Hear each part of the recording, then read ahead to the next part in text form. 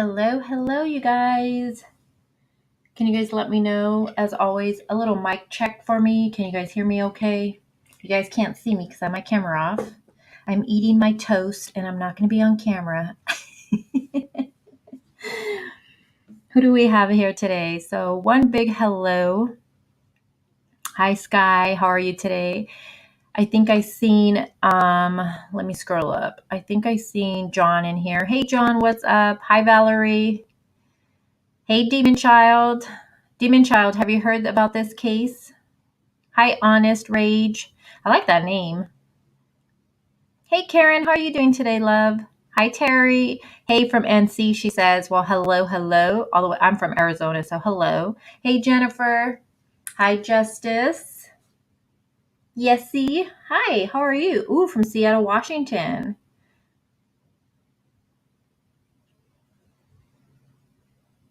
Is it Chelsea? That's how I read it. Chelsea Marie. Hello. This is a very sad case, you guys. This is a very sad case. So, just whoever ends up watching this, thank you guys for just taking the time to watch this with me, learn it with me, talk this disturbing case. I did share this in the Chris Watts group that I help mod. And the reason I did that was because, and I'm going to go into the discussion of why do I think this case for me, it reminds me of the Chris Watts murders. And I'm going to go into a little bit about that and explain it. Hi, Jolene. How are you? Good morning. Charles says, dude's got problem bigger than... I tried to look up some of that stuff yesterday, and you guys, oh my gosh. So I was originally supposed to go live yesterday, and I was going to have a co-host, my lovely good friend Valerie, but I slept in, you guys, and I was just playing catch up yesterday, so the live had to get switched for today.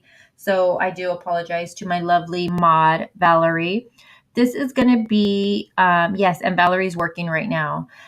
This is going to be two parts for this live. So we're going to talk the case. We're going to look at some photos. I'm going to read the reports that were released to us. And then part 2, we'll go over all of the Illuminati stuff. We'll go a little bit over it today and talk about it today, but that's going to be a deep dive in part 2, the whole part of, Illuminati, because I feel like that needs a live of its own because, yeah, it's a rabbit hole, you guys. She says, do you have the TikTok video where it sounds like breaking glass or mirror? Very important. I have TikTok. I don't know. Tell me, Justice. Am I missing something? I want to see what she says. We're not talking Candace TikTok with broken glass. I follow her, but maybe I'll look at it at the very end. But today we're not talking that case. Today, love. Today we're going to be talking about the Matthew Coleman case. Now, he murdered his 2 adorable, beautiful little babies in the most brutal, disturbing way, you guys. And when I say disturbing, I mean freaking disturbing. Hi, Carrie. How are you? Hi, Sally. That's Salad Girl 362. How are you, love?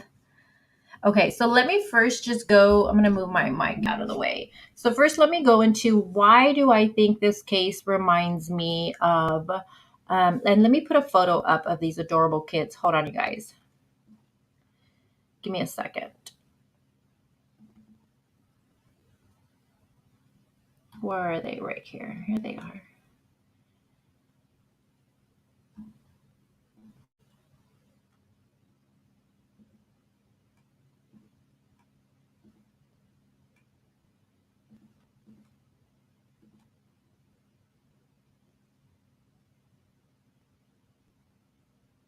Okay. Hey, Huns, Home Life, how are you, love? Hey, Amelia.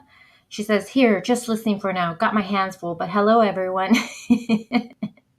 You do you, boo. You do you. Hi, Gabby.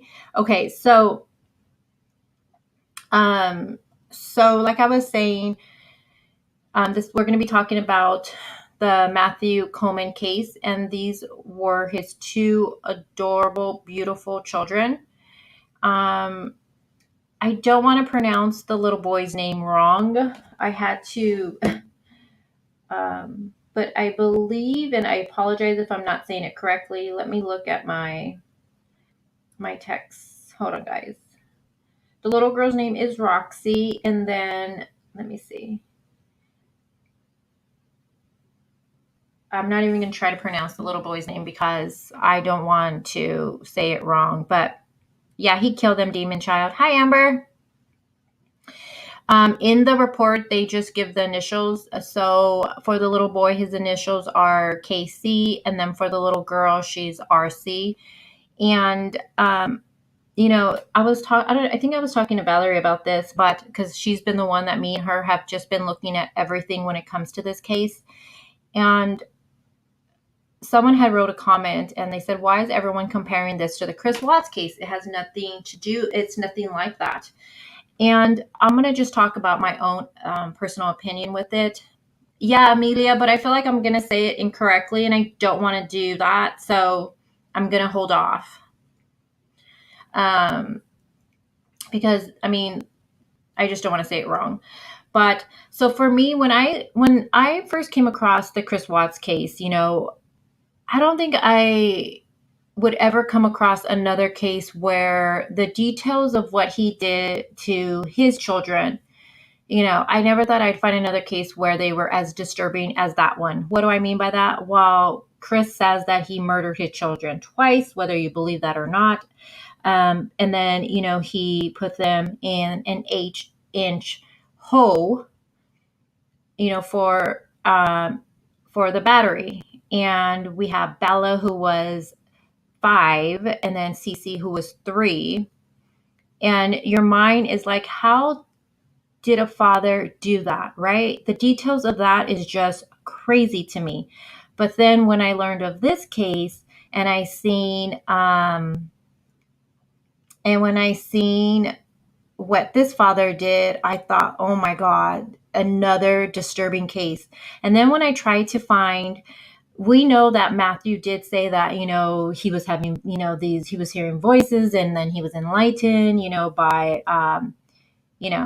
by the Illuminati and that, what is it, Qanon? I'm not sure if I say it right, but whatever, but he was, he believed his children had serpent blood and all this stuff. And what he did though is I just cannot wrap my head over it. And then he murdered his baby girl who was only 10 months. He murdered her first. So I cannot help and think that this little boy who's 2 years old witnessed his sister being murdered, just like Bella. Cece was murdered first. And then we know that Bella unfortunately had to witness it. So that's another thing that reminds me of the Chris Watts case. And another thing is Amber said I said it right. Did I say it right? Oh, yay. Thank you. I've been practicing. I'm so excited I said it right. And another thing, when you look at the photos and you watch the videos on Facebook and on Instagram, you're just like blown away because this family just looks, and I know there's no perfect family, you guys, but it's just this beautiful, perfect family. And you can't help and wonder what the fuck went wrong here. Like, what in the world for this man to do what he did to his 2 children. And then in the report, and I'm going to go over it with you guys, but in the report, once he's arrested, he just confesses and he gives the gruesome details of what he did. And it just, in my mind, I'm just like, what the fuck? And then he just tosses them on the side of the road like they're trash. And I can't wrap my head around how a parent could do any of this stuff. It's just so heartbreaking. So I do want to just give a little trigger warning because this is going to be, obviously we're discussing this crime and then it's done to 2 children, which those are always hard to discuss. So let me know in the chat if you guys have heard of this case before. Type a 1 if you've heard of it. Type a 2 if you haven't. I don't know what's going on with my vocabulary today. And then a 3 if you're like so. Tara says, this is so sad, but conspiracy theories don't make you kill your children. Yeah, well, and that's the thing. I'm really interested to see what route they're gonna go. So I'm seeing a lot of ones, some twos, some threes. Okay, hi 773 Raven, how are you? Um, well, we're gonna go over it all today. Hey, just doing me.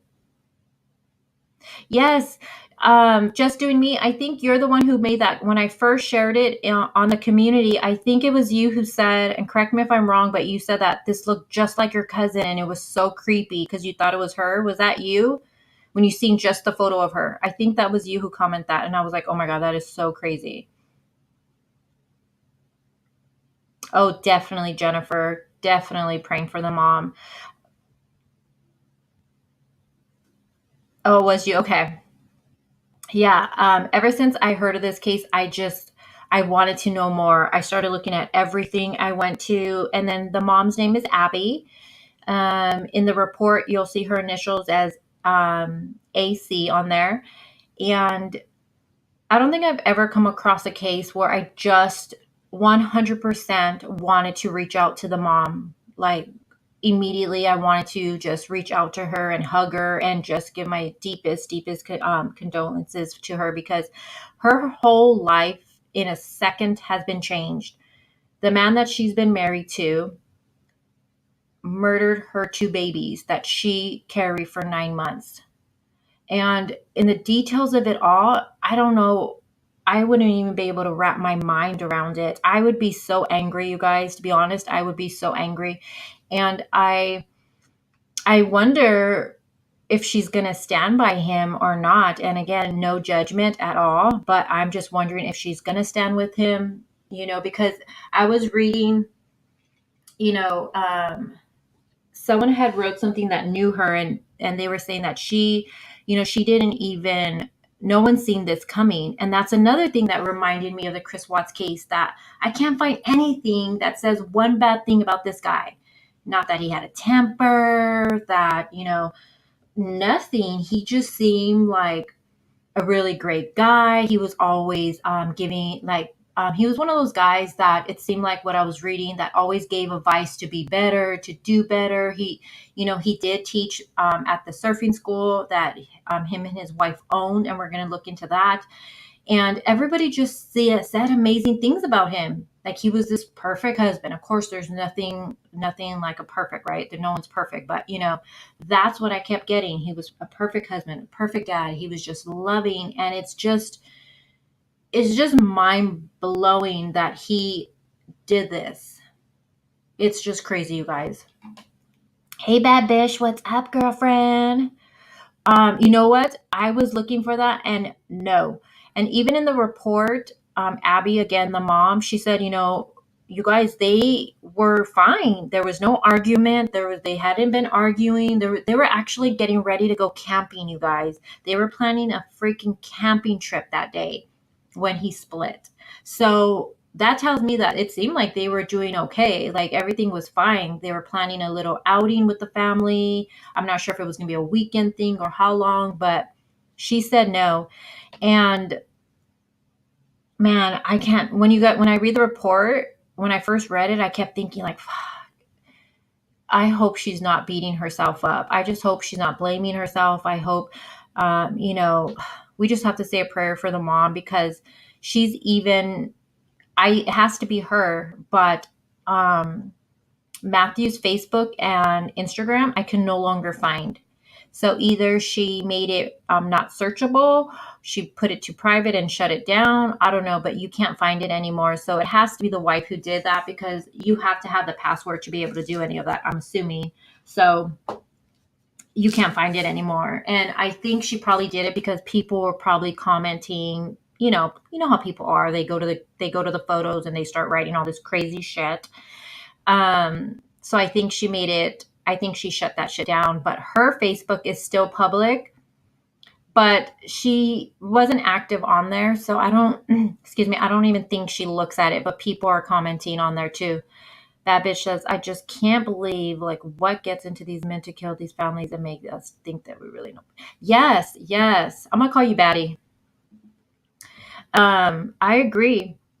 I tell you guys, with the Chris Watts case, I don't know about you ladies, but when I learned of that calculator app, I looked at my boyfriend like, let me see your motherfucking phone. You better not have no two calculator apps on there. Like, no, but seriously, right? Like, it just makes you look at your own life like, this could happen to anybody, you guys. This kind of, and that's what's scary. That makes it kind of scary. Like, what do we really even know the person we're laying next to? Seriously. And in this report, you guys, Abby, the mom, she even talks about, when she first filed a report, she even said, no, he would not hurt the kids. Like, she did not believe he would hurt the kids. So this case is just so crazy. Honest Rage says, I was like, this girl must have an amazing, yeah. Jennifer, I agree.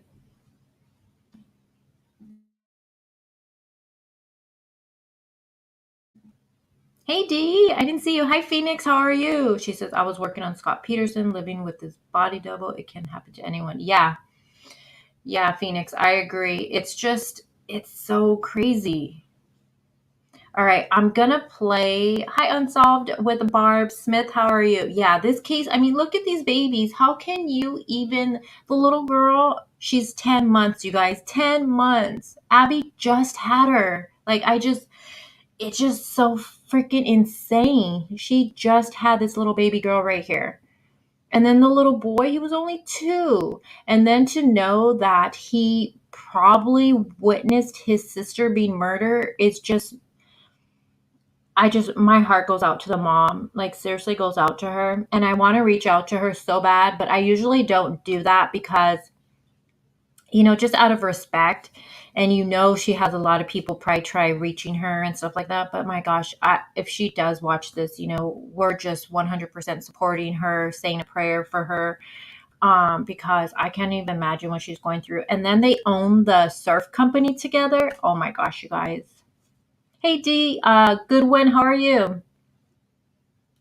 These kids are very adorable. Hi, Happy. Just love the name. Hun's home life says, no, we really don't know the person we sleep by. I was in a 17 marriage that was very abusive. I was one of the few that got away. And Hun's home life, that's something that I was wondering, was there any like behind the scenes, abuse, anything?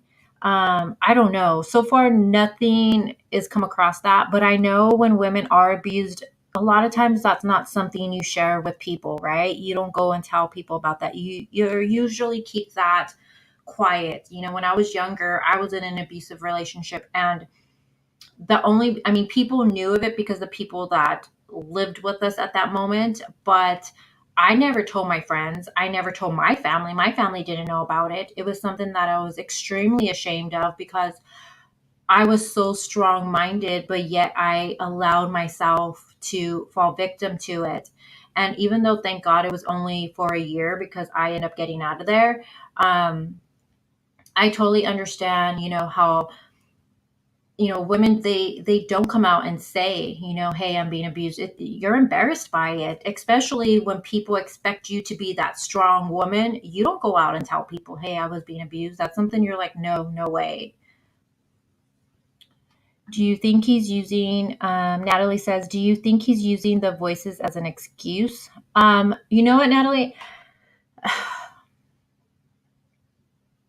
He knows what he did was wrong because they ask him that. They say, do you realize what you did? He says he knew it was wrong. He said he knows it was wrong, you guys. So it's not like, but I don't know. I don't know. I don't think he's using that as an excuse, only because I did find one friend, and it's an article. And he did say that, Matthew started going really deep into this conspiracy rabbit hole of it all. But I've only found one person to say that. His wife didn't even bring it up. So again, she's being very quiet right now, understandably, very, very quiet. I honestly didn't even know. I mean, I've heard, you guys are going to laugh. I heard of the Illuminati, and correct me if I'm wrong, but I thought that was like,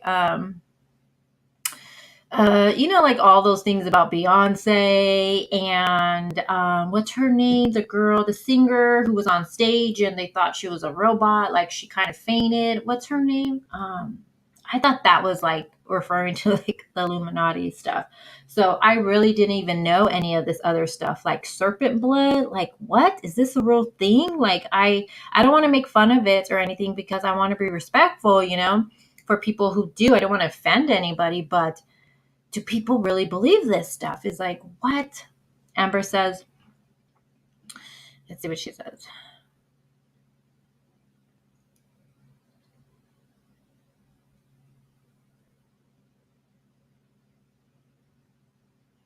Yeah, see, that's what I was reading too, Amber. No, it wasn't Lady Gaga. No, no, no, no. What's her name? She has, oh, remember you guys? Katy Perry. Katy Perry? Katy Perry. Yes, Katy Perry. That girl. Yes, her. It's been described as a cult. Yeah, I need to see, Amber, one day you need to, maybe when we do the next live, Amber, you can come on panel with me and Valerie. You know a lot about it. I really don't know much about it. That's why I was like, Valerie, you need to come on next time we discuss this. Beverly says the Illuminati is real. Yeah, it has been around for a long time. Yeah, and it was Katy Perry. Remember, she was on stage and she started like, I don't know if she fainted, but everybody was like, oh, she was a robot. It wasn't really her. And like, yeah. Yeah, we need to plan it. Maybe next week, Ember, we can figure out our schedules, but we'll just talk about that because you guys will be able to teach me about it. Because I honestly, I mean, I've heard of Pizzagate. I went down that rabbit hole years ago. But other than that, you guys, Christy says Jeremiah Cohen channel has some excellent. Oh, thank you, thank you. Okay, I'll definitely check that out. And then Carrie also told me something to watch too. She and I still need to watch that, what she sent me. But if you guys have any suggestions of what I should be watching, or please comment, and I will definitely check that out. Amber says I believe in the Illuminati, but I don't believe in QAnon beliefs.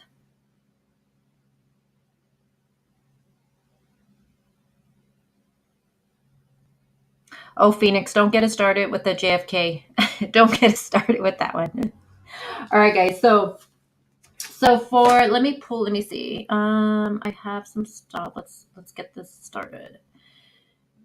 So let me stop sharing that cute little photo of them. And then I do want to read.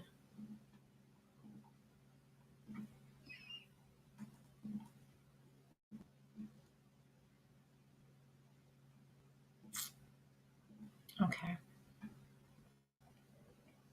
Okay, I'm not gonna read this whole article. Let me see if this is the right one. But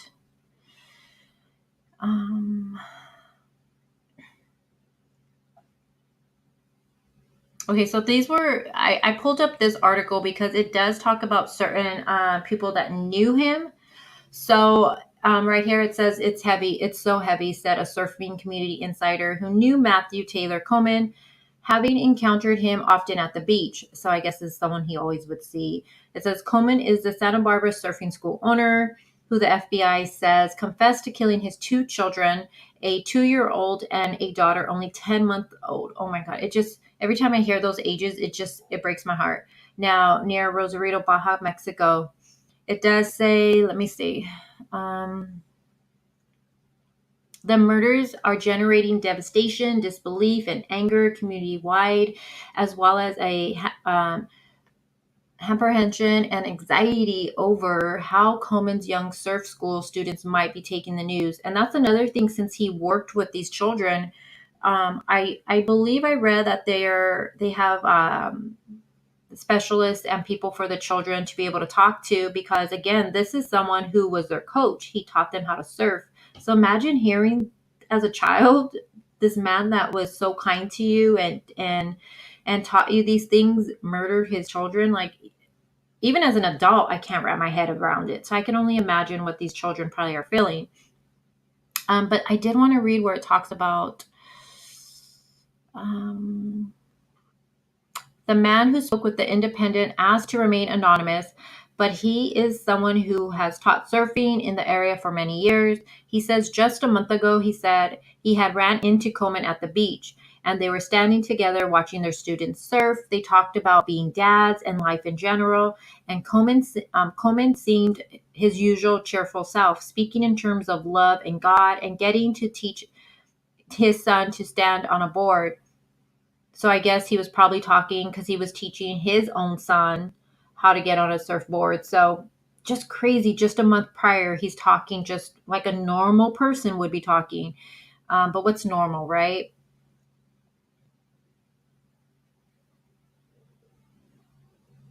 And then he says that the surf instructor said he was shocked that someone who preached about right and wrong so frequently would all of a sudden do something so dark.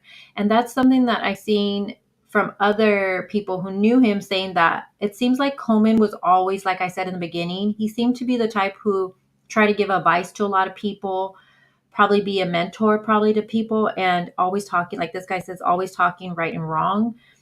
And then to do something so, honestly, you guys, it's so disturbing what he did. Um, let's see.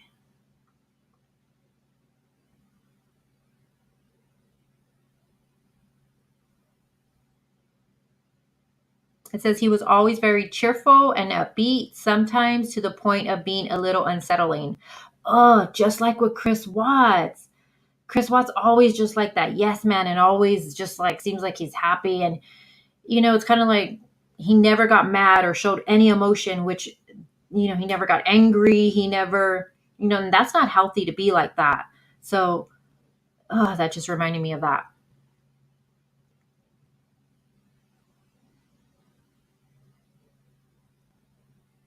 Um,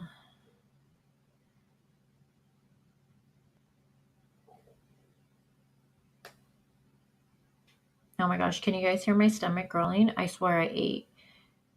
Okay, hold on. Let me pull up another because that's just this stuff right here is going to be what I'm going to read. I'd rather read the actual police report than this because some of this stuff, and this is something that Valerie was bringing to my attention, like some stuff that's being reported is wrong, like the kid's age, who he murdered first, and stuff like that. So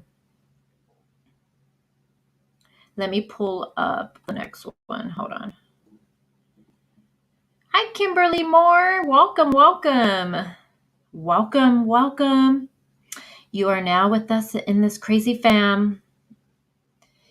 And anyone that came in, let me see. Hi, Alex. How are you? Oh, you do? Okay. Are you going to share it on your channel? No, so far, no Mistress Demon. I've been looking for that. Well, I can't check his Facebook anymore, but I was going back to seeing if there was like someone regularly on there. But I don't, so far, no mistress, no sign of a mistress just yet. Okay, let me pull up the next article because there is an article that I know I found. Let me see.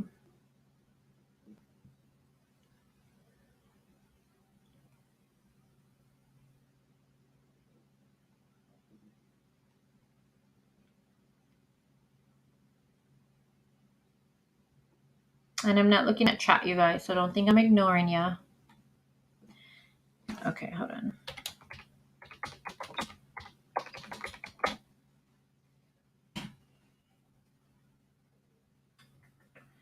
Okay, so let's do this one.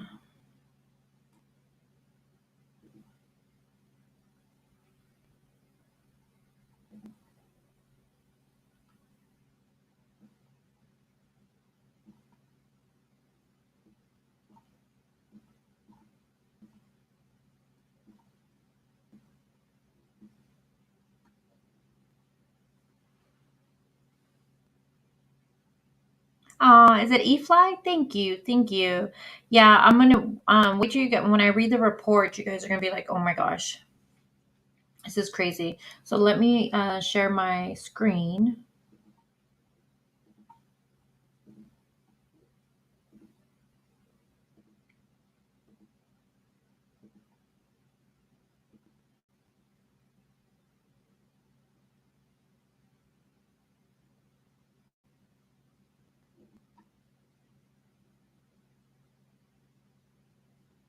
A Santa Barbara man is being held in the deaths of his children who were found at a gruesome scene in Baja California. Officials say Matthew Coleman was caught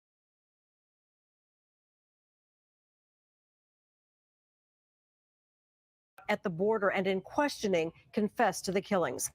Senior reporter John Palmentary is live. And John, you've been trying to get more details about Coleman and what led up to the shocking act he's accused of. Here at Shoreline Park, where Matthew Coleman spent a lot of time in Santa Barbara. We talked to many people that know Coleman, know about his religious beliefs, his surfing school, and his family. None of this is making any sense, and it's going to take quite some time to process it and find out what led up to these killings. The U.S. Attorney's Office says Matthew Coleman has confessed to the deaths of his 10-month-old and 2-year-old children, using a spear gun to kill them in a ditch on a ranch around Rosarito Beach in Mexico. The bodies were found by an employee about the same time there was a larger search for Coleman and the kids underway. Evidence has been found, including bloody clothing and the suspected weapon. Coleman's wife alerted police in Santa Barbara late last week that Coleman had left the Santa Barbara area with the children. He had not returned, and he was not returning phone calls. Coleman was caught trying to re-enter the United States through technology that located his cell phone, and both Mexican and U.S. agents were able to track him down. A federal criminal complaint charges Coleman with foreign murder of U.S. nationals, in this case, his children. The document said Coleman had thoughts that indicated his children were monsters and he needed to save the world. Those who know Coleman have said his life was religious, and he was a known surfing instructor at the Lovewater Surfing School, which he owned. In the past, he earned a master's degree in Spanish from UC Santa Barbara. He was on the surf team at Point Loma Nazarene University in San Diego. Those who are familiar with Matthew Coleman say in recent years he's had a surf camp in Ventura County, along Santa Claus Beach near Carpinteria, Ledbetter Beach in Santa Barbara, and here at Campus Point off the UC Santa Barbara coast. There were no recent indications of any breakdown by Coleman from those we have contacted who have seen him recently. The case has been actively investigated with the collaboration of Mexican authorities, the FBI, U.S. Customs, the Border Patrol, Santa Barbara Police, and the Santa Barbara County District Attorney's Office. Coleman is being held in custody in Southern California. We have some more information about Matthew Coleman's mindset in recent days that might shed some light on what put him in the frame of mind that he's in. His arraignment has been set for August 31st. Reporting live in Santa Barbara, I'm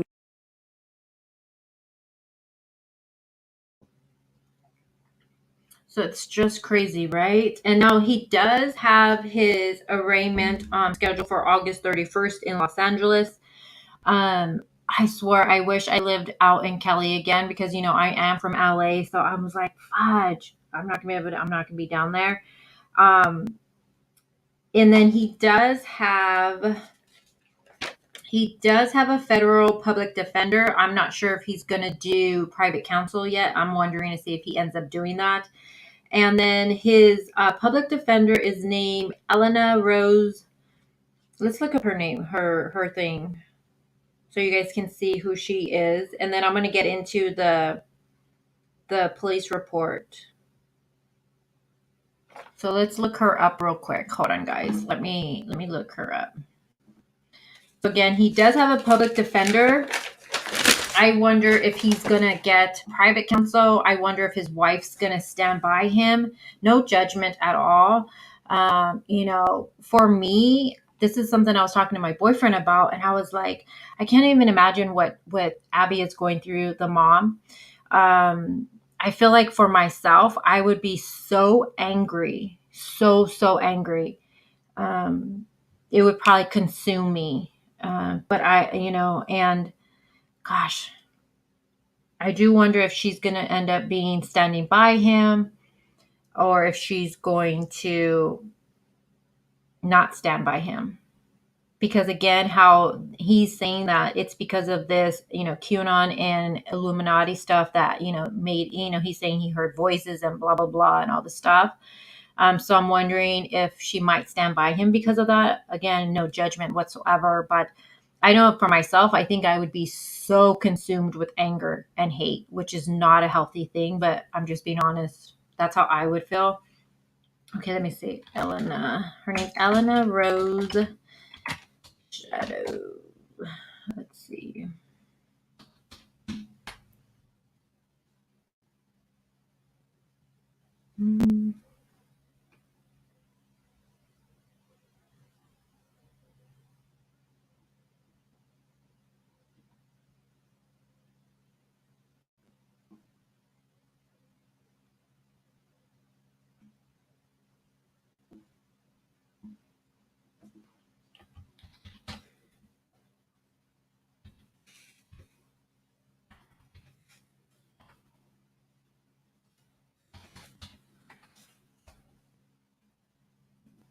All right, so this lawyer right now, she looks really young. I don't know if this photo is just young, but hold on, let me share that with you guys. I have all these things open.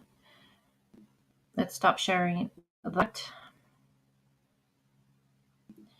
All right, and I'm not looking at, hey Marie, how are you? I'm not looking at chat, you guys, just so you guys know. Hold on. Why did this pop up? I don't want this. Okay, yeah. Sorry, I have all these pop-ups going on my screen. Get out of here. All right, let's close that. Let's share.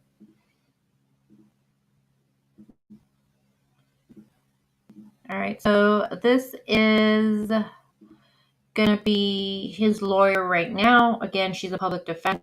This is her. She's a federal public defender. She looks really young. I'm not sure if that's just an old photo of her, but to me, she looks extremely young. But you know, I'm just saying but that's her. Again, I'm not sure if, and I click on any of these because then I would have to log in, and I'm not trying to log in. But I wonder if he's going to get private counsel. That's what I'm wondering.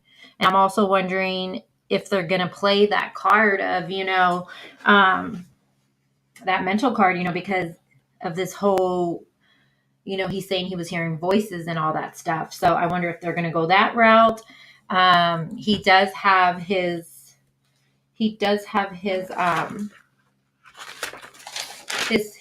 court date on August 31st in Los Angeles. If any of my Los Angeles people are around, let me know. I wonder what he's going to plea. I wonder if he's going to just take a deal, if he's going to, what's going to happen with this case. I'm definitely like wondering. He did have, he had court on August 11th where, of course, they ordered to detain without bail. So no bail for him right now. Let me pull up the report so we can start reading that so I can get into more of the details. Let me get you guys.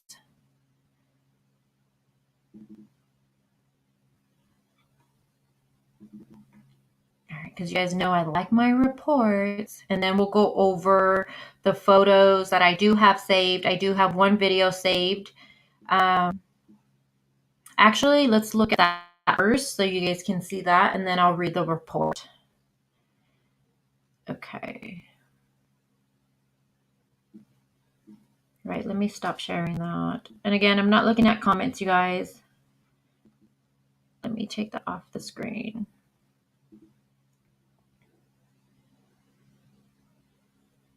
Hold on. Okay. One hello to anyone who came in. Hey, Tomas, how are you? And hi, Donna. How are you?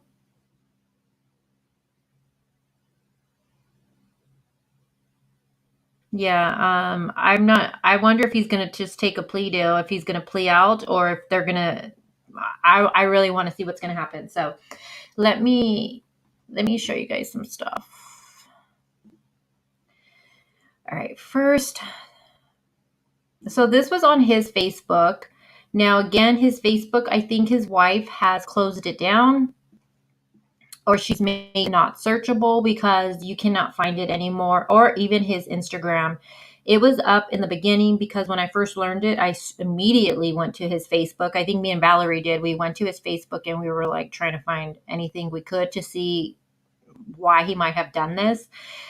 So it was up, but as of, I think it was yesterday or the day before yesterday, I texted Valerie and I was like, oh my gosh, it's gone. His Facebook is gone. You can't find it anymore. His Instagram is gone. So I'm thinking the wife just shut it down. Probably, I mean, I understand people are commenting probably some really disturbing things, and she probably just doesn't want to see it. So she obviously closed it down. So let me share this really quick. All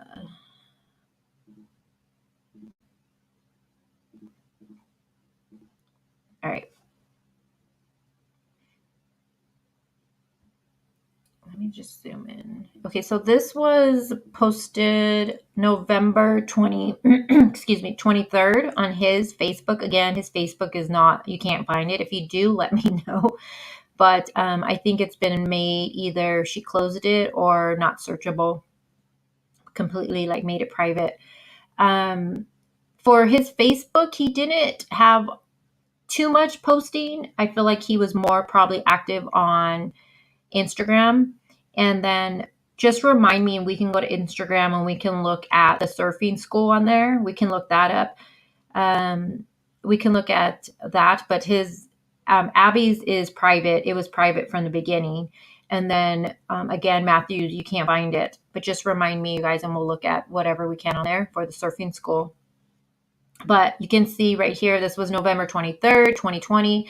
And it seems like he is religious.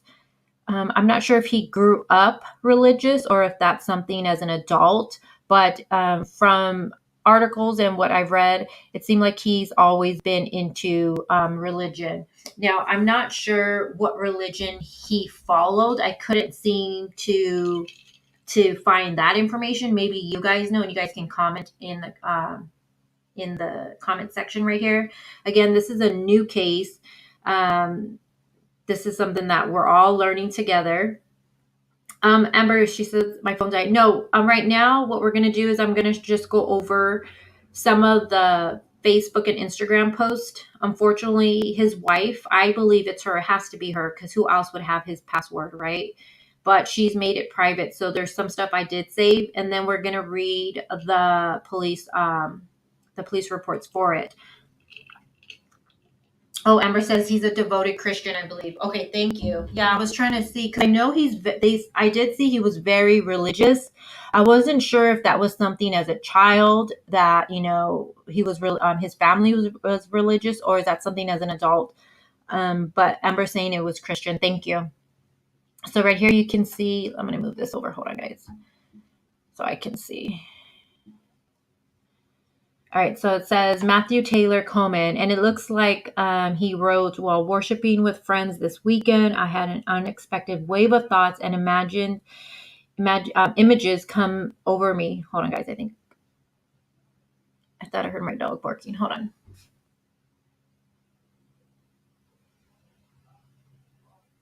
Oh, yeah. There's somebody outside. I don't know if you guys heard that. When I hear my dog barking, I tell you that's a sign. Someone's here. Someone's outside. Okay, sorry. So again, it says, while worshiping with friends this weekend, I had an unexpected wave of thoughts and images come over me. He says, which brought me a lot of hope. The first image was one of this historic timeline. He says, where the period of the Dark Ages, the 5th through the 15th century, was contrasted next to the illuminated creative explosion of the Renaissance, meaning rebirth, 15th and 16th centuries. The crazy thing about history is that you don't know what your session will be labeled as until years down the road, and more so. Now, I wish this would have been up, because then we could have went through the comments and see what people had said. But I think from when he posted this, people were just like, wow, thank you for posting this. It was like positive comments underneath it. I'm sure there were other comments, after people learned about this.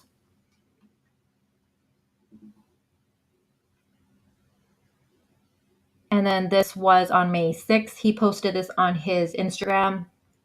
He said, my treasures, which just blew my mind, because just a few months later, he would murder his children.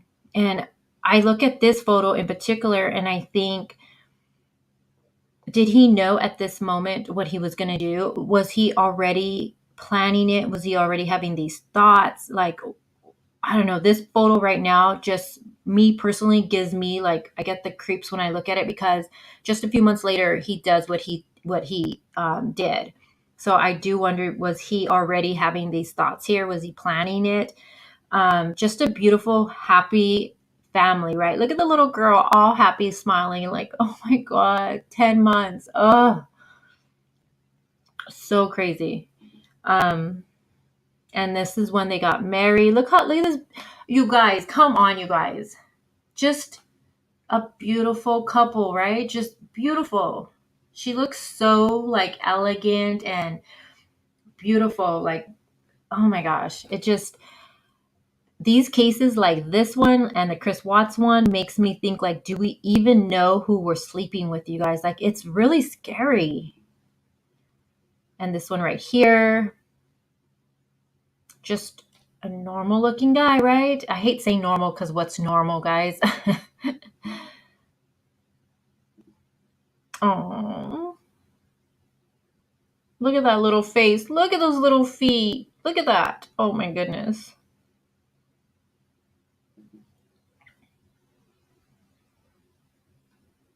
Okay, hold on. And this was the hotel. The cameras caught him checking into the hotel on August 7th.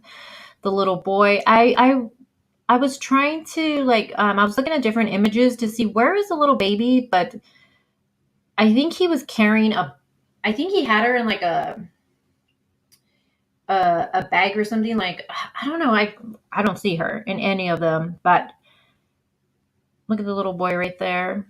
Probably just thinking they're going on a little vacation. Let me get to the video. Just, he looks happy. Like, when did this turn, right? When did this turn? This is probably one of my favorite photos of them. Just beautiful family. The little baby looks all serious. She's like, no, I don't want to take a photo. And he just seems happy all the time. And you guys, I'm not sure if it was shared on Facebook or Instagram, but there was this, there was a video, and it's the little boy, and I don't know if they're at where they're at, but it's beautiful.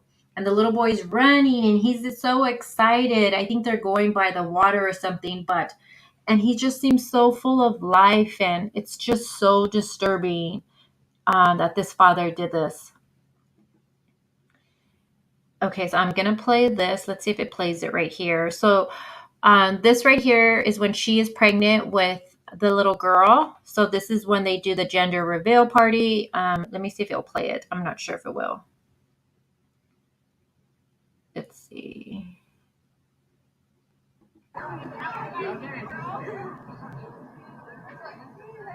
Brother or sister, cut it open. What is it?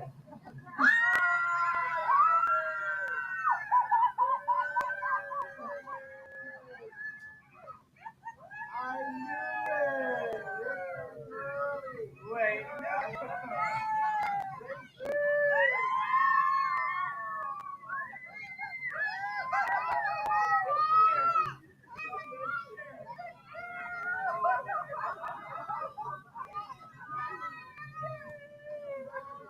Oh my God, you guys, this just makes me so sad. I just want to bawl my eyes out. Like, are you serious? Like, this is, look at this. Oh my God. I don't fucking understand this shit. It's just so crazy. Right, Tara? He seems so normal. And this is something that, has he always had thoughts? Just like with the Chris Watts case, it's like, for him to do what he did to his own children, it just makes me think, like, oh, how does this happen? It's just insane. Insane. She does to me too. She reminds me of Jennifer Garner too.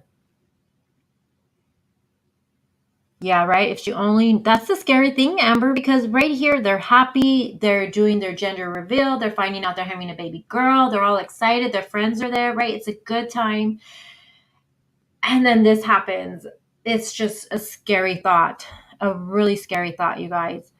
All right, I'm going to pull up the criminal complaint and then we're going to read that. Hey, Derek, how are you today? Why did I sound like, how are you today? I sound like an old lady. I need some coffee.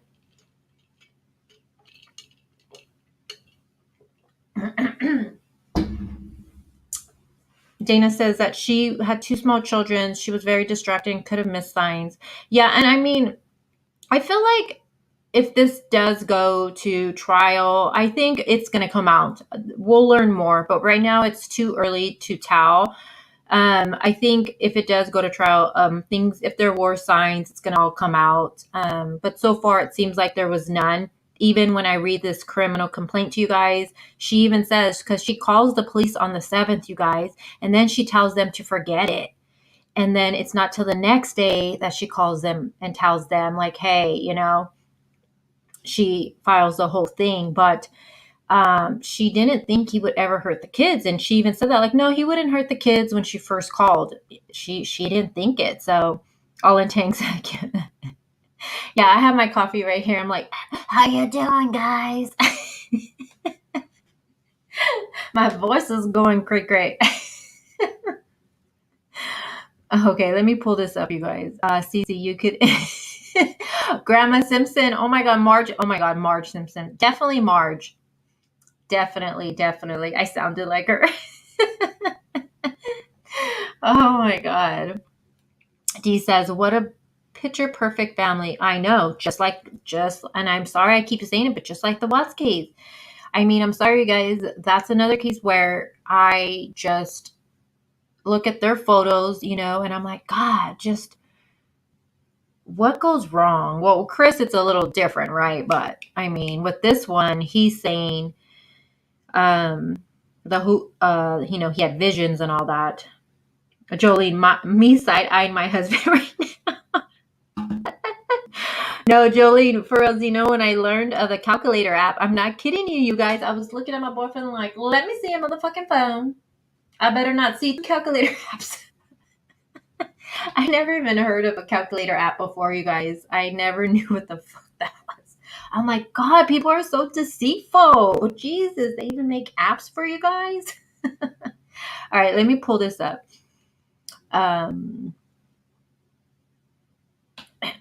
Let me see. I know. So Sugar Aunt said, I don't get why she stayed behind. She tracked him with the iPhone, so I wonder what his story was. We're gonna go into a little bit about that, but I also was wondering, gosh, with that, I also, the whole iPhone thing. I would have pulled that immediately. I mean, I would have, and we're going to get into that discussion, but I was wondering the same thing. And also, I don't think she knew he was leaving based off of the report. And we're going to go into that. And again, if this does go to trial, we're going to see more in details. And I'm sure as time goes by, we're going to learn more and they're going to release more and stuff like that. But that's also another question I had was was she sleeping when he left? Like all those things. I'm guessing she was unaware of it. Definitely had to be unaware, but let me pull up the report. Melissa, why? Thank you so very much for that super chat, girlfriend. Sometimes police shut them down for investigation. What do you mean? Did I miss something? Hi, Nellie. How are you? Sugar Aunt, I don't think so. I think people were getting confused with this right here, which you're looking at on the screen, because someone wrote that in a comment on one of the things I shared. And I asked why did they think that? And they said, well, because I seen where they're doing the reveal and blah, blah, blah. But this reveal was for their baby girl because their baby isn't here. This is where they find out they're having a little girl.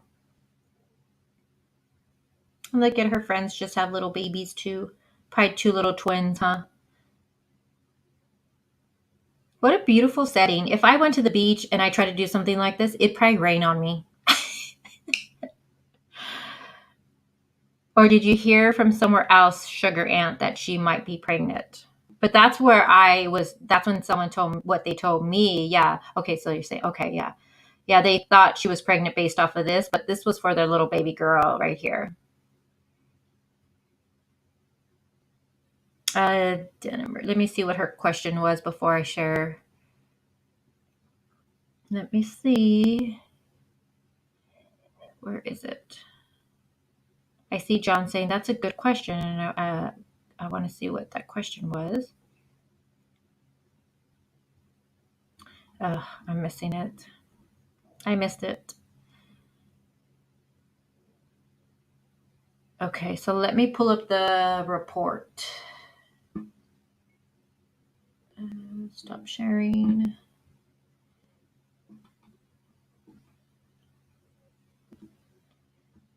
Let me close all this out. All right, let's get to the report, baby.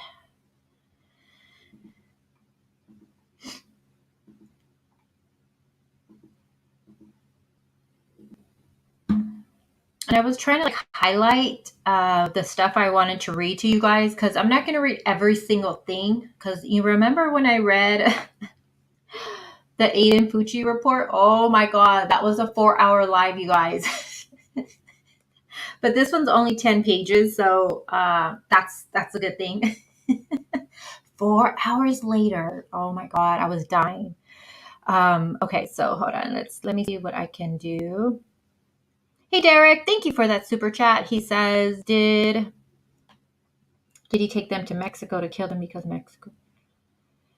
Oh, I don't know. That's a good question. That's a really well, because they're from Santa Barbara. And you guys, please correct me if when I'm reading this, if I say San Bernardino, please correct me because the initials are the same. And I keep because I was reading through it and in my mind I kept saying San Bernardino and I was like, oh my God, it's not San Bernardino, it's Santa Barbara.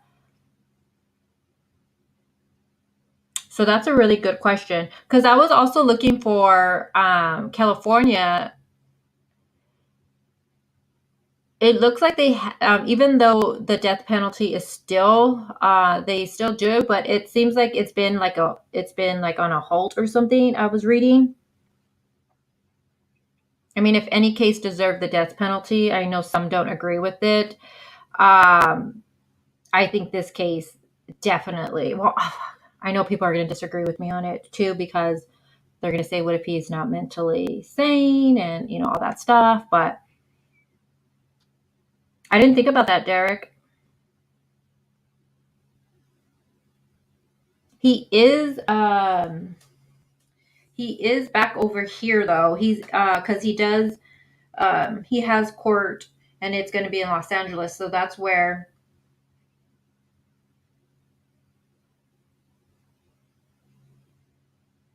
And then to look up some of these reports for LA, you got to pay for them. I was like, really, Los Angeles?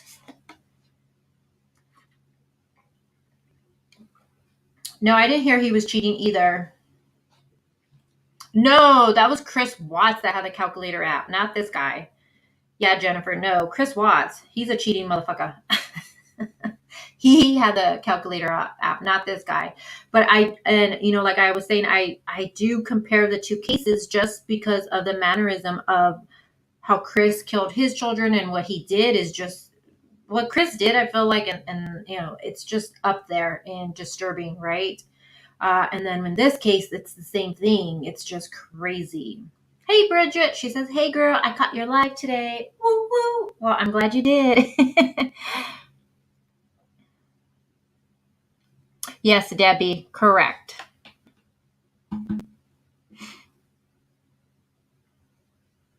He's back here. No, I don't think so, Phoenix.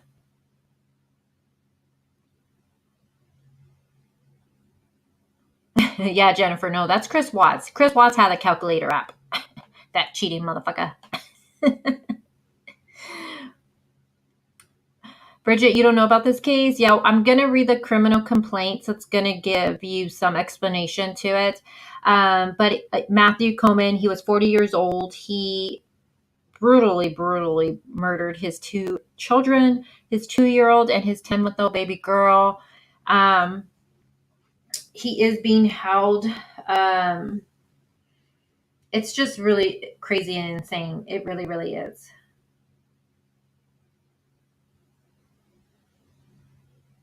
No, you know what, Dana? I think I read that he would serve in Mexico.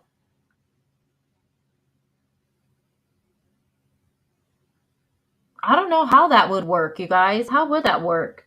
He did the crime in Mexico. He did it over there.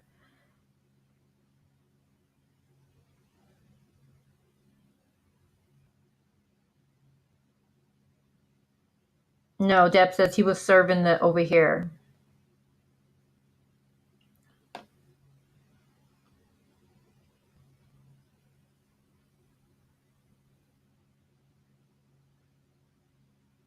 Hi, Annie Hall. She says hi from NZ. Yeah, Jojo. I compared it to the Chris Watts case because I don't know that case that you're referring to, the Daybell case, but I have seen a lot of people start comparing it to that one. I just don't know that one in really well, but I've seen a lot of people say that. The children were 2, the little boy was 2, and the little girl was 10 months. So just little babies right there. All right, guys, let me start read. Let me take that off the screen. Let me read this to you guys. Let's get started. Let me just move some stuff around behind the scenes. Okay.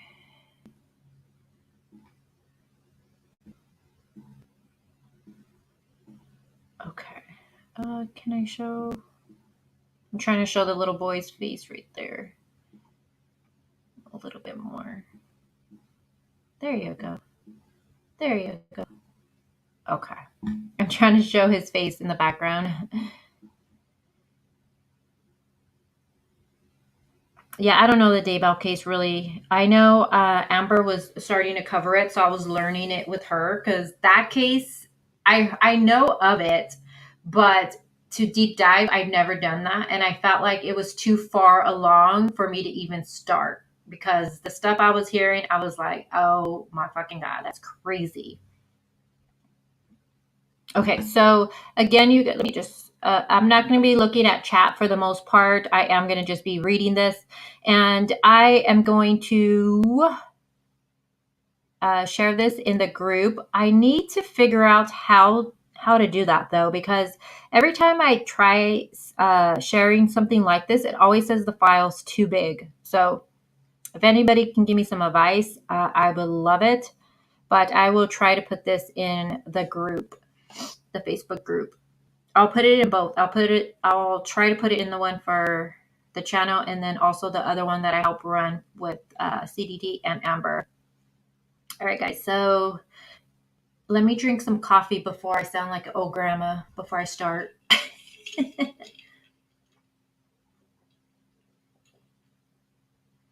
Sugar Ant, have you been able to see his Instagram recently? Because I can't find it no more. And I was like, fuck, I should have. It was not private, and I should have, like, you know, when you are friends, if you're part of the friends list or whatever, if it's been set to private, then you can still see stuff. And I didn't even think of it because I was like, he's in prison. He's not gonna be able to switch his settings around. All in tanks, I know, right? I don't understand how he could be religious and follow conspiracy theories and believe it. And believe it the way he does, right? I mean, Jolene, you're from Los Angeles? My boyfriend grew up out there. He's from Montebello, grew up in Montebello. I grew up in Pico. 562, guys. 562 area code here. Okay, so again, I'm going to start reading. I'm not going to read every single word, you guys, because we're going to be here for 4 hours again. But I'm going to just read the basics, and I'm not going to read every single word because last time I did that, we were here for 4 freaking hours. Oh my God, who remembers that live? And I gotta say, all of you that stood with me for the whole 4 hours, you guys are rock stars. I was tired. I think I went to bed after. I was like, I'm done. You grew up in Lincoln Heights? No way.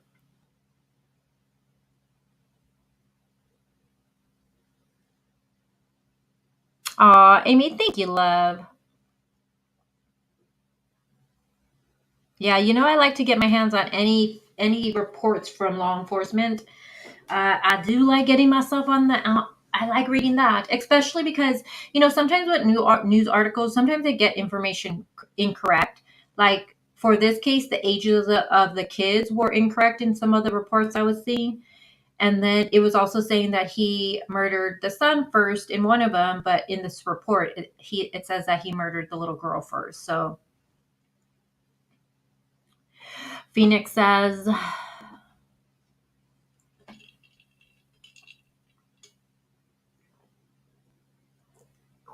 Yes, girlfriend, very yes, yes, yes.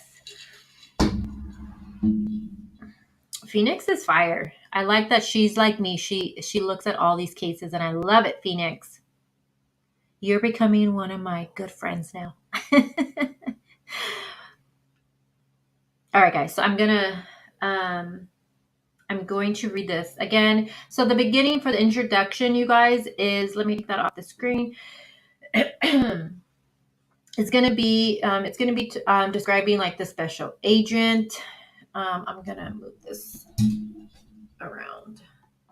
And I'm not going to look at the chat, you guys. So you guys have my mods and everybody there to answer you guys' questions. But basically in the beginning, it just talks about the special agents and stuff like that, their background, what they're trained in. Like example, let's see, they receive training in like narcotics organizations, like stuff like that. And I'm just not going to go over all of that stuff.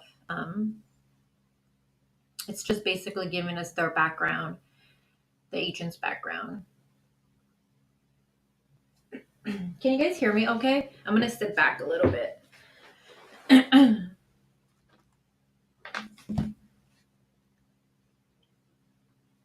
Okay. Oh my God. I don't know what's going on with my voice. My voice today.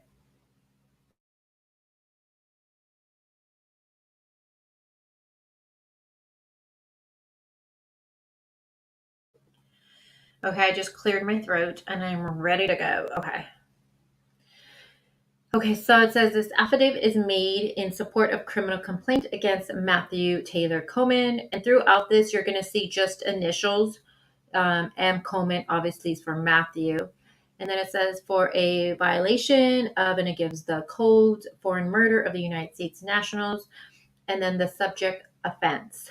Now, it does go on to say the facts set forth in this affidavit are based upon my personal observation, my training and experience, and information obtained from the various law enforcement personnel. And then he goes into explain, including the Santa Barbara Police Department, SBPD, and the SSPM and witnesses.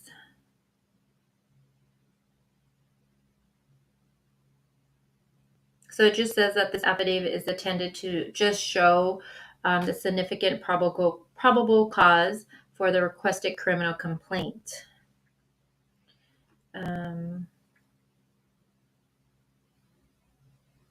Okay, so we're going to just start right here with the summary of probable cause. Now, right here it says on August 7th, 2021, M. Coleman, so Matthew, he took his two children, RC, who is 10 months old, so the little baby girl, and then Casey, again, his little boy, he's 2 years old. Now, it says that he took them from the home he shared with his wife and mother of his children. So AC, again, her name is Abby, in Santa Barbara, California, to Rosarito, Baja California, Mexico. Now it says, while he was in Rosarito, Matthew murdered his children by shooting a spear fishing gun into their chest. On August 9th, 2021, during a Mirandaized interview, Matthew confessed to the murders. Okay, so AC. So I'm not going to say the initials, you guys. I'm just going to say her name. So And for how it says M. Coleman, I'm just going to say Matthew, you guys. So this is going to be the statement of probable cause. Abby reported Matthew missing. Now, on August 9th, 2021, SBPD Sergeant Brian Larson contacted me regarding a possible parental kidnapping. Sergeant Lawson provided me with a copy of a missing police report that was taken by SBPD. I reviewed the police report and learned the following. Okay, so now this part right here, when I read it, I was like, oh my goodness. So now on August 7th, which would have been, what day was that? Friday? August 7th was a Saturday. Okay, so Saturday, you guys. So on August 7th, the SPPD spoke to Abby via telephone regarding her husband, Matthew. Now, Abby reported to SBPD that her husband, Matthew, and their two children, RC and Casey, planned to go on a camping trip. Instead, Abby said that Matthew had left the residence in the family's Mercedes Sprinter van with the two children. Now, Abby said she reported that Matthew did not tell her where he was going and was not answering her text messages. In addition, Abby was concerned because Matthew did not have a car seat. So, right here, it seems like, they were going to go camping. They were planning a camping trip, and Matthew took off with the two kids. Now, a question I had here was, it doesn't explain it in this report, but I'm sure it's going to come out. When did he take off with the kids? Was it? I wonder, was it early morning? Maybe when she was sleeping? Just because she's saying he just left with them, and I would think if she was up, she would notice him taking the two kids out of the house, right? These are kids where, especially the little baby, you would see him taking off with them. So I'm wondering, was this early morning he took off with the two kids and she didn't know and she woke up and they were gone? Again, they were planning a family outing and they were going to go camping. So, right, like I keep thinking like, gosh, you're planning a family trip, you're going camping, and then this freaking happens. Give me 1 second, guys. I'm going to get some water.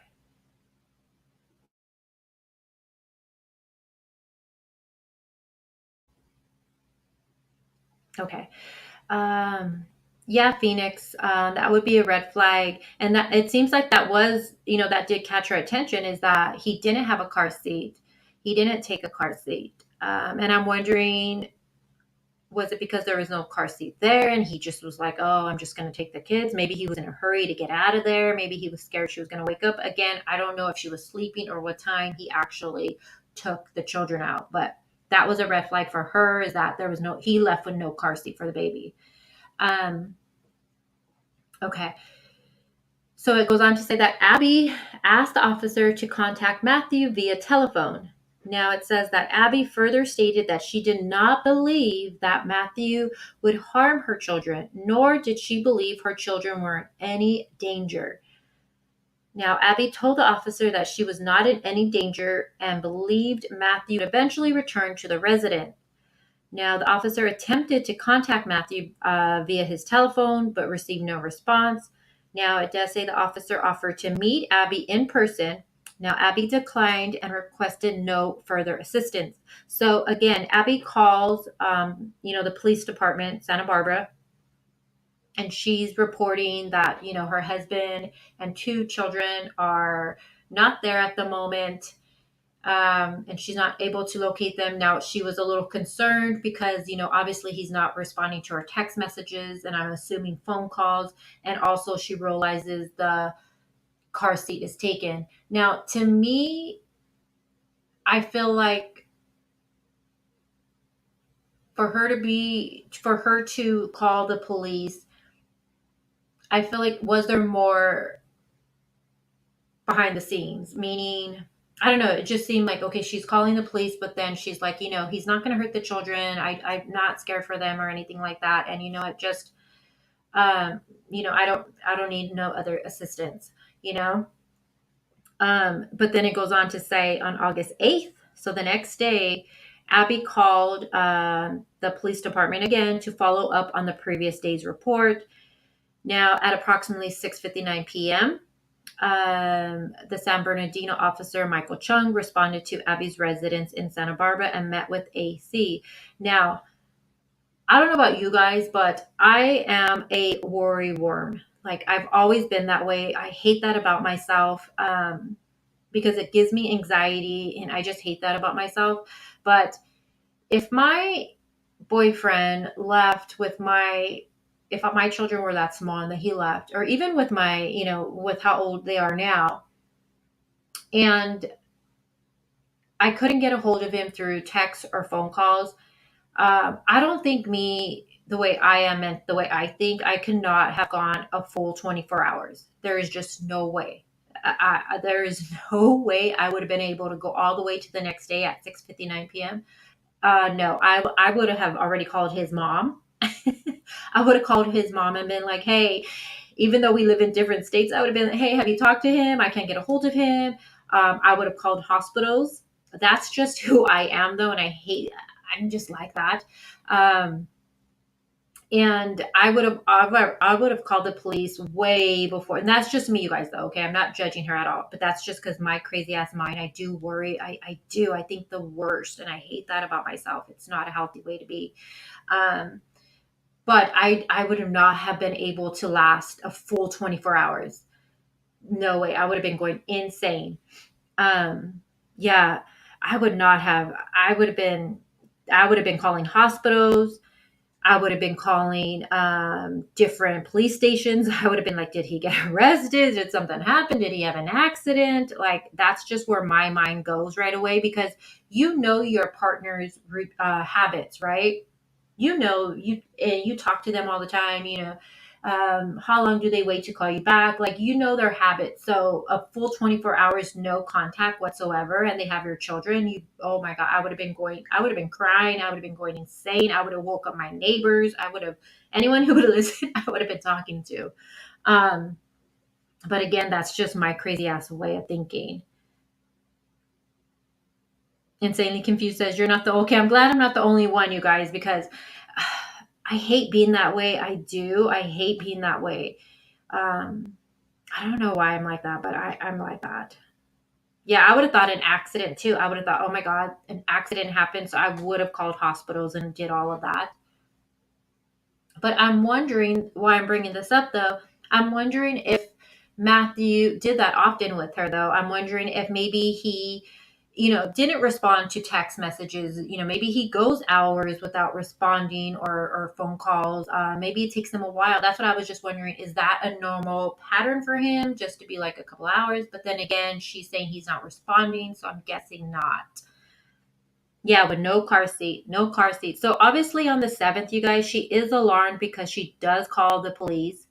She does say he's not returning my phone call, and it was a red flag that the car seat was not taken. But again, this is a man who it seems like never showed any signs of, being.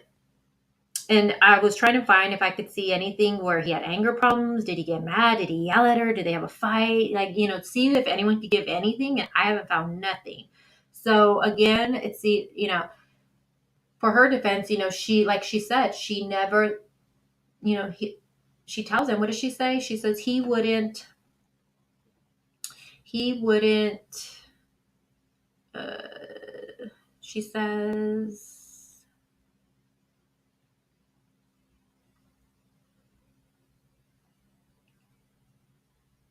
I'm trying to see. Yeah, she said that she did not believe that Matthew would harm her children, nor did she believe her children were in any danger. So, she didn't think it. And that's probably why she said, she declined to go any further with it. So on the 8th, you guys, like I said, she did call them back to follow up at approximately 6:59 p.m. So 7 p.m., she calls back the next day and she speaks with an officer. And then he comes to her residence in Santa Barbara. And it says that on August 7th, 2021, her husband, Matthew, left the residence with their 2 kids in the Mercedes Sprinter van. Now, Abby requested that the San Bernardino, oh, there I go, San Bernardino, guys, Santa Barbara Police Department assist in reporting Matthew and the 2 kids missing.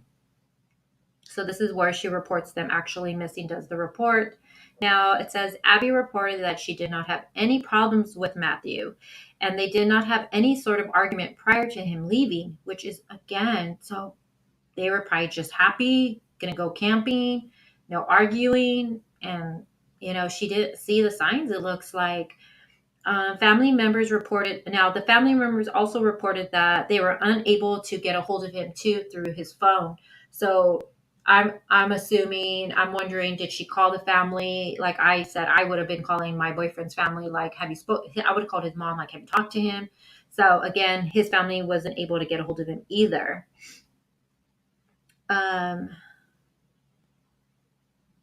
Now, this is when the officer tells her, he asked Abby whether she attempted to use the Find My iPhone application to locate Matthew.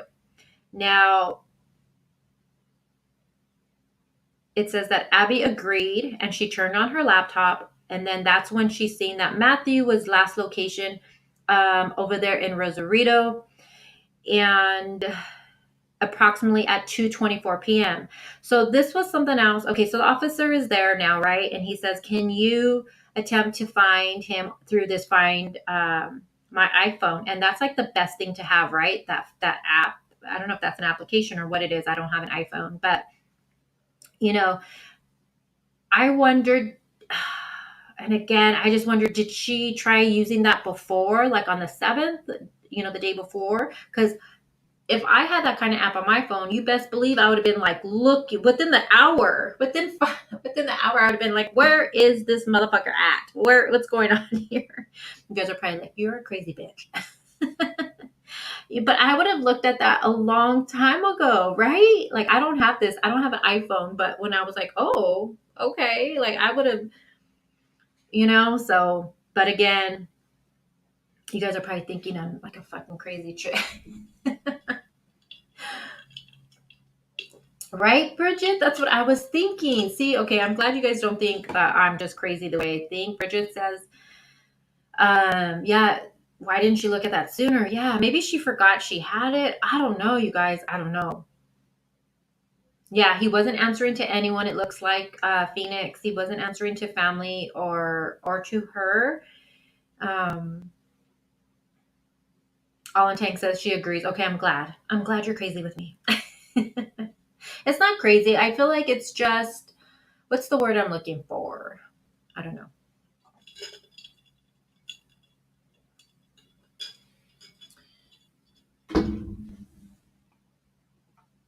Okay, so again, getting back to this. Sugar Ann says, yeah, from the second he didn't respond with my kids, hell no, I'd be right behind. Right? Okay, yes. Okay, so it's natural, right? Especially if you know their pattern and they're not responding. Yeah, if I would have had this Find My phone thingy, I would have looked at that immediately and I would have seen, what the frick? You're in Mexico? Like, what the hell is going on here? You went without me? What the hell? I thought we were going camping together.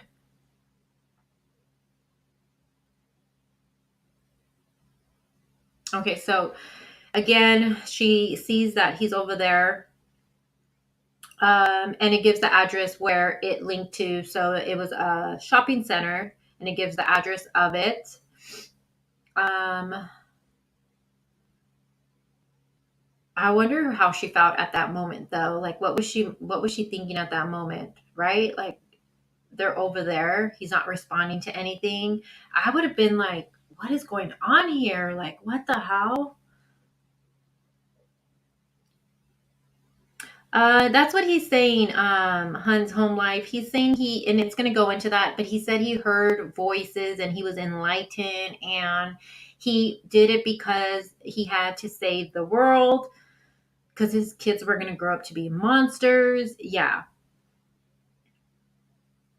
Okay, so I'm not going to look at chat really quick. So now let me see. Now, did I read this?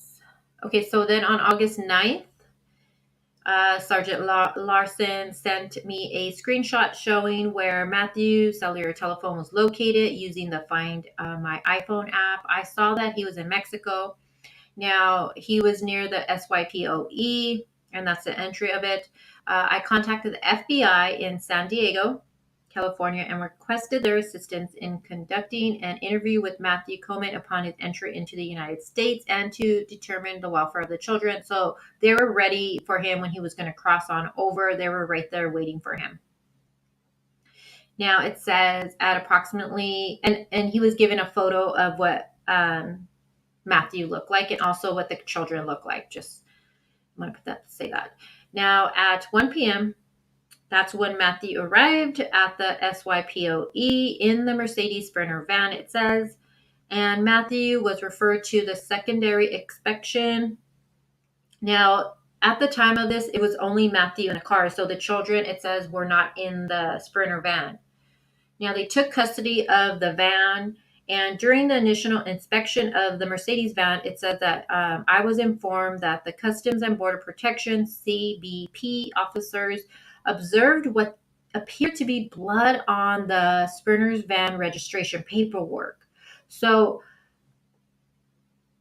I'm not sure, did he have blood on his hands? I mean, obviously he did because of the crime he did, but it looks like possibly there was the blood on the paperwork. Oh, Karen, I agree. Yeah, he got caught, Amber. So because of the iPhone app thingy, so they knew where he was. It linked him to an address. So they knew he was going to end up coming back. They assumed he's going to come back. So they already had the van. I'm sure they had a license plate and all that stuff, right? They knew what he looked like. So they already informed them at the border, what he looked like, the vehicle.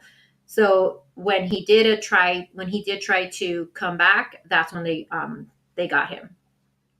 They were waiting for him to come on back.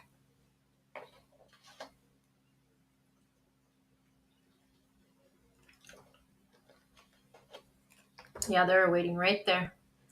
So it says now RC and Casey, so the two kids, their bodies are found. Now, it says the FBI special agent, SSA, Joyce Deans, told me that when she learned that Matthew Coleman was not accompanied by the children, that she contacted SSPM, informing them of the two kids that were still missing. And then she provided them with the ages of the children and I'm sure a photo of what they look like. Now, they did locate them, unfortunately deceased, and the children matching the RC and Casey's description at approximately 8 a.m. that morning. And you guys, they found the two kids in a freaking ditch.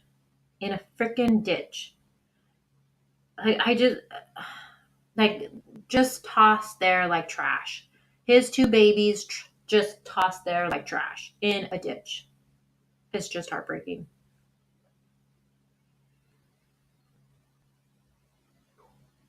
Now, it says, I reviewed the photographs of the deceased children and observed large puncture wounds in their chest cavities. It says the photos of the two children provided by the Mexican authorities appear to be the same children depicted in a photograph of the children with Matthew Coleman previously provided. So, again, remember how a photo was given to them of what Matthew looked like in the kids, and they're saying that the two kids they found are the ones in the photo that were given to them. Now it says that while Matthew was taken into an interview room at the SYPOE, that FBI SA Nathaniel Dingle provided Matthew Coleman his Miranda rights, and Matthew waived his rights and agreed to speak with the agents. And then it says that this was being recorded.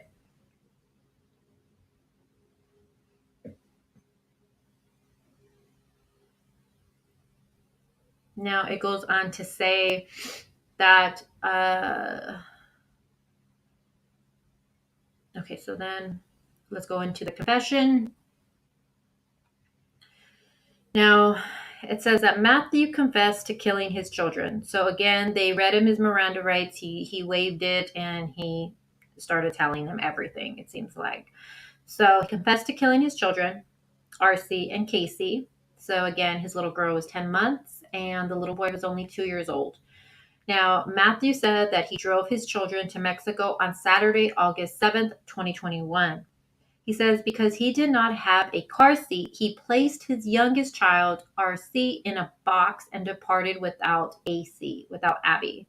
So he didn't have a car seat, so he put her in the box.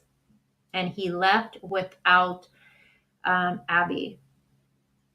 Now it says that Matthew stated that he believed his children were going to grow into monsters. So he had to kill them. Like, is this a conspiracy thing that makes you believe this, or is this someone's mental health? Like, I don't understand that. Like, you believe they were going to grow into monsters? What the actual fuck? Like, crazy. And then it says at approximately 5 a.m., Matthew drove south on Discanos Road. He pulled off to the side of the road in the area, and it says that he then stated that he killed his first, so he killed first RC, so his little baby girl, his little 10-month-old little baby girl. He killed her first, you guys, using a spear fishing gun, piercing his 10-month-old baby girl in the fucking heart. In the heart, you guys. Like, what the freak? Like, what? Like, what? Like, look at her little face right here. Look at this little face.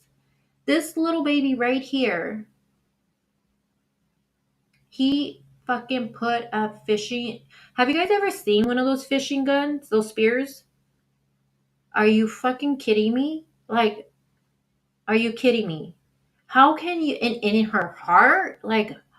And this goes back, is it because of this serpent, you have to stab him in the heart? Like, what the actual freak? And then, since he did this to her, does that mean that this little 2-year-old little boy witnessed his sister being murdered?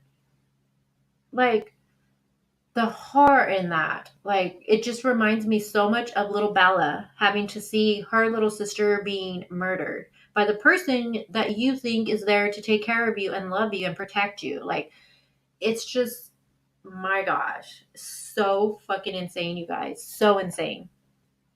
Now,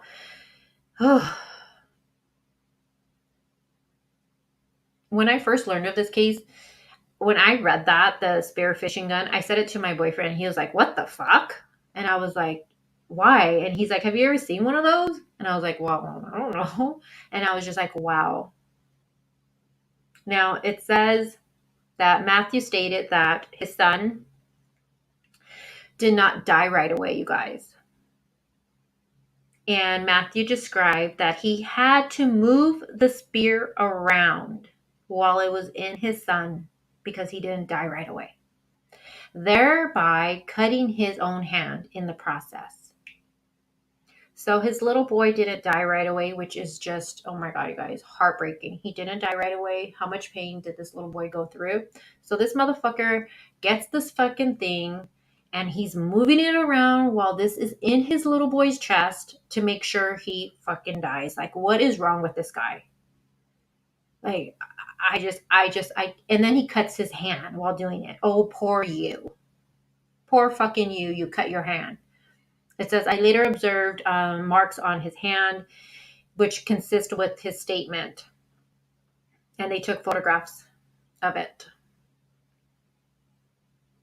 Like, this little 2-year-old must have suffered. Like, seriously have suffered.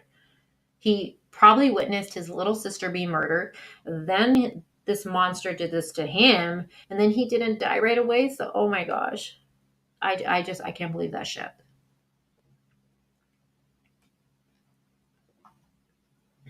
Now, okay, so they took photographs, excuse me, guys, of his hands. And then it says that after he killed his children, Matthew said that he moved their bodies approximately 30 yards away and he placed it in some bush. Just like they're like discarded. Like, I just don't get it. I don't get it. I'm glad I'm not on camera for this, you guys. I'm so glad. Amber, I know this must be hard for you because you have a little baby. How old is your little girl? She's not a year yet, right? So just imagine, they're just little, like she's just a little chunky monkey, and like how can someone do this? And then the little 2-year-old, my gosh, this is why I said I've never came across a case where I just wanted to hug the mom. I wanted to reach out to her so bad because I can't even imagine what she's going through right now, you guys. 7 months. Oh my gosh, Amber. 7 months. So, oh, Sugar Aunt. No, I don't think so either. I don't think so. I mean, he could have stood over there and tried to hide, and you know what I'm saying? He didn't. That he murdered the kids. He did that. I think it was the night. Hold on. Let me scroll, guys. Sorry. No,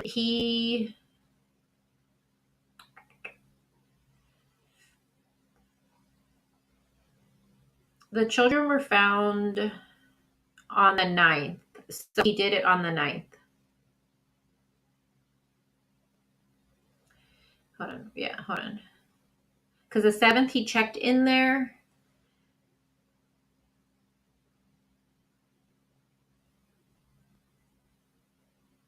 Yeah, it would have been because it says on the top that the children were.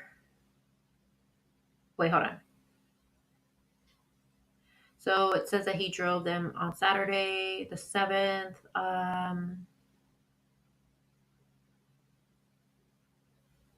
Okay, so let's see. It says right here that he drove to Mexico on Saturday, the 7th. And then it says that approximately 5 a.m., he then drove south. He pulled off to the side of the road in the area, and that's when he killed them. So he gets there and he checks into a hotel. He's caught checking into the hotel. I'm trying to see if it says an exact date on when he did it.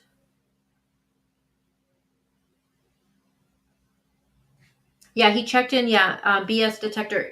There's a video account, like in the hotel. There's surveillance. It shows him walking in with the little boy, and he's holding stuff. So I'm not sure if he had the baby in like one of those little carriers, like a little carrier bag. You know what I'm saying? Like not like a carrier bag. I don't know what's the right word, but it does show the little boy. Yeah, it does.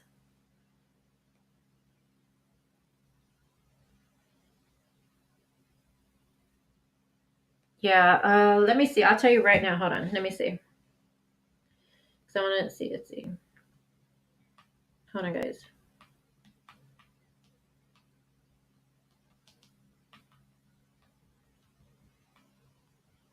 Let me see. Let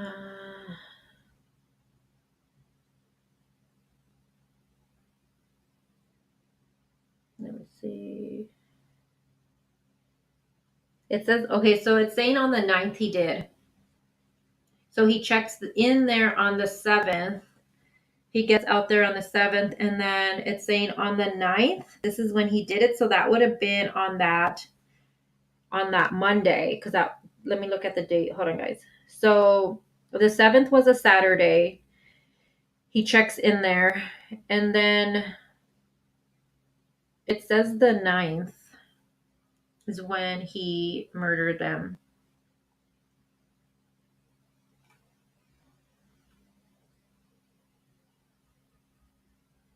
Yeah, he placed her in the box in the car because he didn't have her car seat. So I'm trying to think of, we'll look at because there's images of them in the hotel. We'll look at those, but there's something he's carrying. Maybe it is a box because I don't see the little girl. I don't see her in the images that I've seen of him going into the hotel. So maybe that's what he's carrying and she's in there. But you can clearly see the little boy walking. Yeah, you can see him looking around and walking. Yeah. It says on August 9th.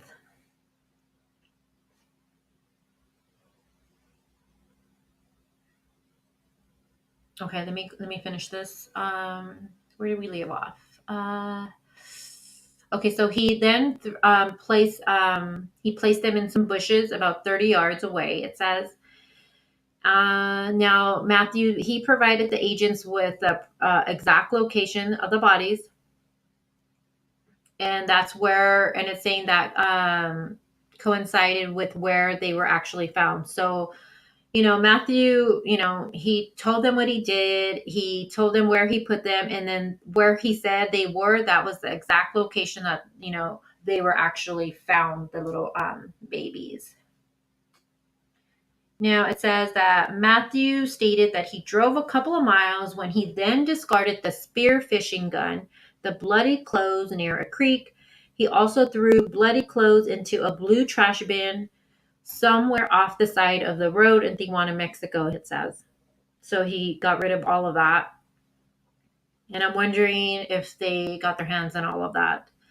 Now, it says that Matthew then explained to them that he was enlightened by Qanon and Illuminati conspiracy theories and was receiving visions and signs revealing that his wife, Abby, possessed serpent DNA and had passed it onto his children. Matthew said that he was saving the world from monsters. So this is where, I really need to look into this serpent stuff, you guys. It sounds crazy, right? It sounds like a movie, right? And I don't want to offend anybody that believes in this stuff. I don't. But it just sounds like a movie. This is something that you would see on TV. This isn't real. People don't believe this shit. And another thing, if he believed that he was saving the world from monsters, then I do wonder why he didn't hurt, and thank God he didn't, but if he believed Abby, his wife, had this serpent blood, then why did he not take her life?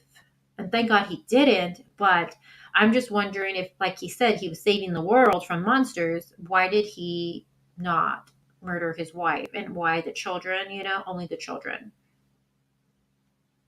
I don't know. That just sounds fucking insane, you guys. It's fucking insane. Do people really believe this stuff? Does anyone in my chat watching, anybody? I'm just wondering if anyone really, no one's going to probably want to say. But I'm just wondering, is this a real thing? Do people really believe that they have serpent blood in them?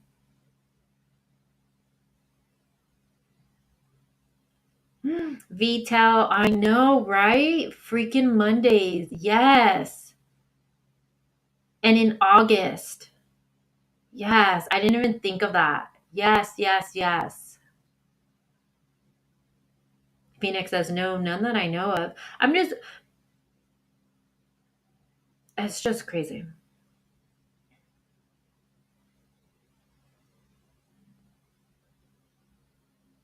BS says, BS detector says, why did they wait at the border and not go to the hotel? Well, I also think too, because at the time too, I think, and I'm just going to speculate, I do not know the reason for that, but that's a good question. But I'm wondering if it just had to do with they didn't think the children were going to be harmed.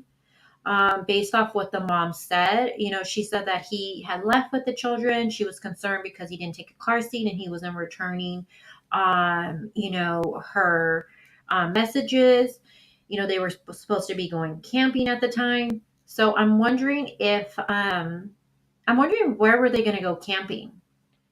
Were they going somewhere out there in Mexico? Was that where they were planning on going? So I think they probably just thought he took off with the kids. We're going to see what's going on. I mean, she wasn't worried for their safety. She told them, I'm not worried for their safety. He wouldn't hurt them. So I think once they probably thought they would find the kids alive. Yeah, I know, girl. Girl, I know. I'm telling you, I would have been calling the hospitals from day one. I wouldn't have been able. There is no way I could have lasted 24 hours. There is no way. Not when my babies were in that car. And no judgment. I'm just saying that's just the way I think. If I had that app, I would have looked at the app. I would have seen he was headed over there in Mexico. I'd been like, what? What the fuck is going on? Like, but then again, I think I also would have been, if I would have seen he was having movement, then I would have been like, okay, he's not in the hospital. He's okay. But I would be like, what is going on? I think I would have just been more confused, and I would have kept calling and calling and calling.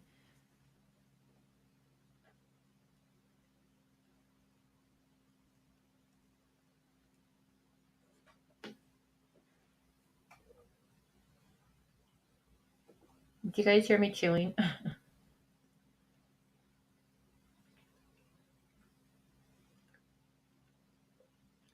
Do you think he was going to kill them all and realize and decided to just do away with the kids? I don't know. It just, it does make me wonder, because if he's saying he killed the kids because he believed his wife gave him the serpent blood, that's why he had to kill them, then why not Abby then? So was he going to go back and maybe harm her? I don't know. I mean, thank God he didn't, but I mean, I'm sure she's wishing that she was no longer here. I mean, I know I would. I'd be like, I don't even want to be here. I don't, I mean, prayers for her right now because she needs it. Definitely. Phoenix says, I think she was next. She could have been. He could have showed up at the house and murdered her. He could have. But why go to Mexico? That's another thing I was thinking. Why go there? You have the family in your home. Why not do it there? Like, you know what I'm saying? Why drive all the way out there, which is just, was he planning on staying there originally? Was he thinking he was going to go into, I mean, I don't know.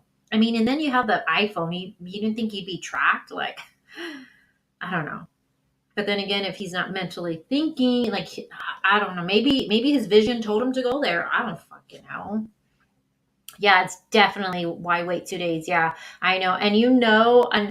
And again, I just feel like I would probably be beating myself up, personally, like the what ifs behind it. But you can't do that to yourself. The what ifs. All right, let me finish this. So again, so he goes on to explain, like I said, that he was enlightened by this whole QAnon and Illuminati conspiracy.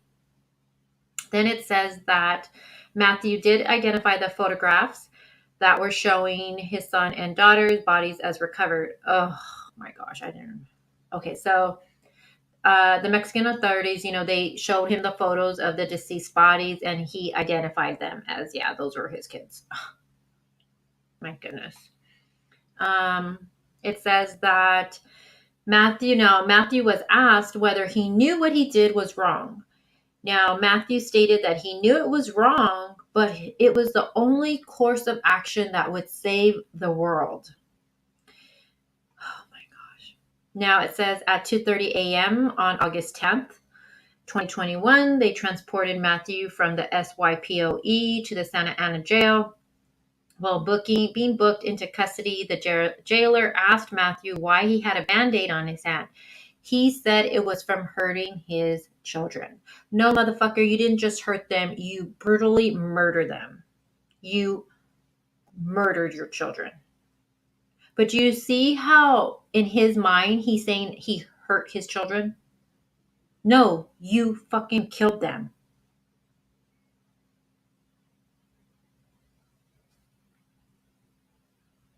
And it says he knew it was wrong, guys. He knew it was wrong, but it was the only way course of action that he can save the world. Oh, here we go. So on the murder weapon and bloody clothes. So, okay, here we go. They did find the murder weapon and bloody clothes. On August 10th, it says that the FBI personnel informed me that the Mexican officials recovered the murder weapon, bloody clothes, and a baby's blanket. And they reviewed the photographs of these items. So they found their stuff. Now it says when he was detained at the SYPO, Matthew was in possession of his United States passport, which identified Matthew as a United States citizen. And it says, I have reviewed records from Customs and Border Protection, and they identified a United States passport for Abby under her maiden name. So in the car, her passport was in there. I believe that she is a United States citizen.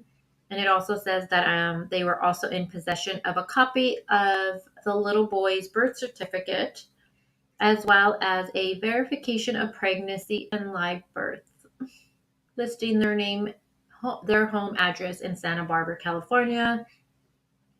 Significant, and then it was saying that it was a home birth.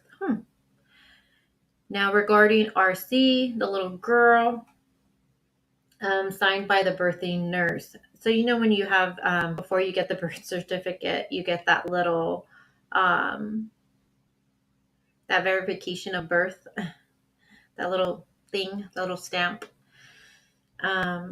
Because she was only 10 months, so they probably didn't have her birth certificate yet. Oh my gosh, she was only 10 months. Okay, so given these documents, so given, you know, all of that stuff, it looks like that's when, and that Comans are the United States citizens, so all of them are from the United States, and they reside in Santa Barbara, California, meaning husband and wife with their 2 young children, 2 years old and 10 months.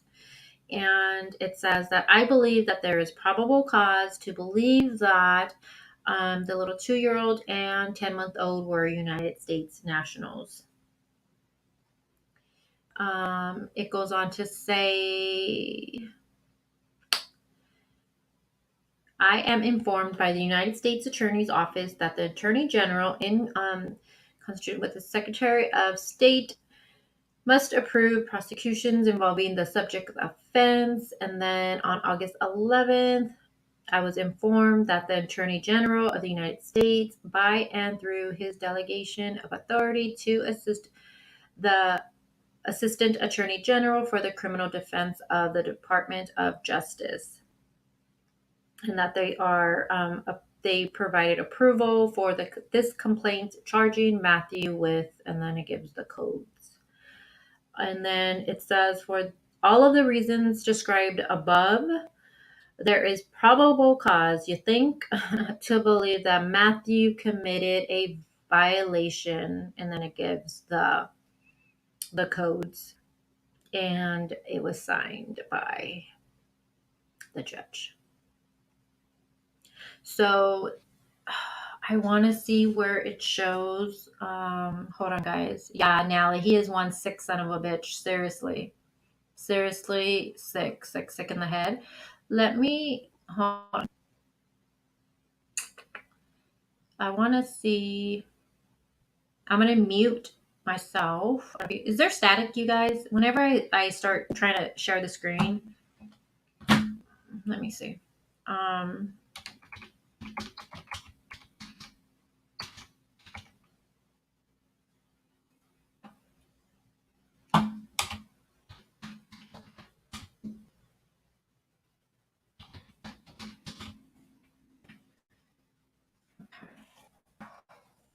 So,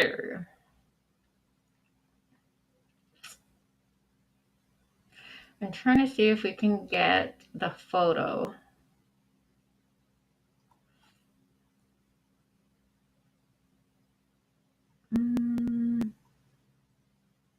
Oh, I think I have it saved. Hold on, let me see. Give me a second, guys. I think I might have it saved.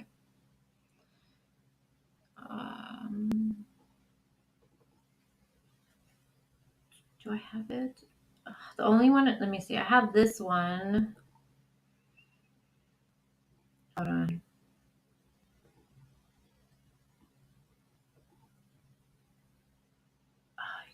It's because they black out things, so it's hard. Hold on. I have this one right here.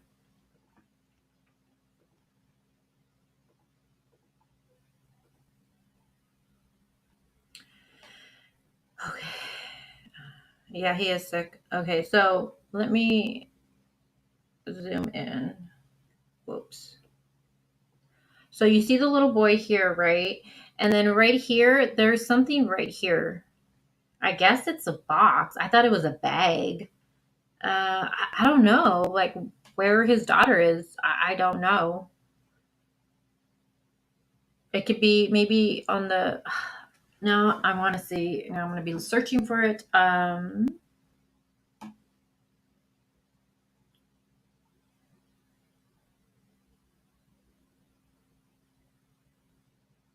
me see.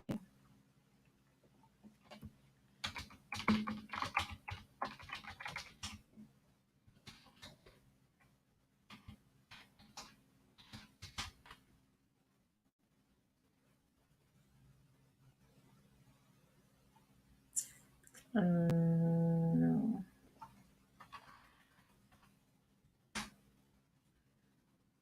Let's see.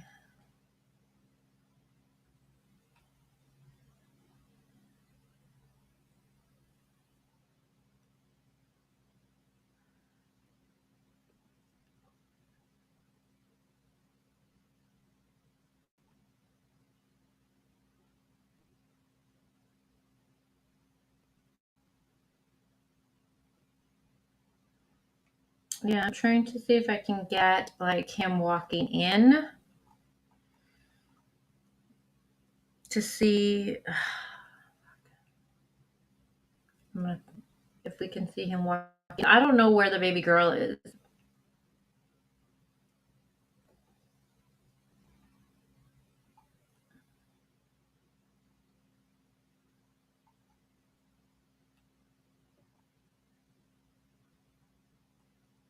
Let me see.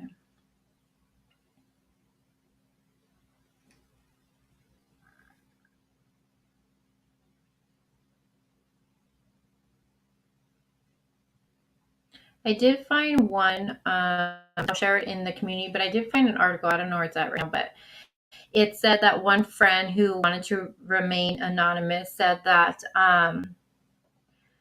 that he was really getting into this conspiracy and talking a lot about it, and it was saying something that this friend can see that he was really getting deep into it.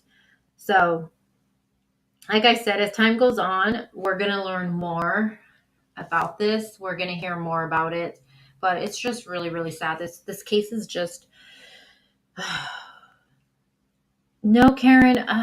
I'm gonna have to find it and I'll share it. But there is a video, and I can't seem to find it right now. There's a video. It shows them walking in the hotel. Like it shows them walking in the hotel, I believe, and then it also shows them because it says that he walks in with the kids on the 7th. Then it shows him leaving with the kids, and then him returning all by himself.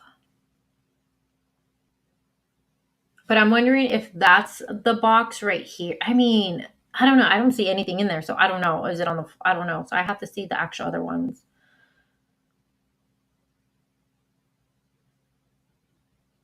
I would hope not. Zood? How do you say that? I'm gonna call you Zoo. I would hope not. Are you saying what he's carrying on his back? I mean, it looks closed. I would hope the baby is not in there.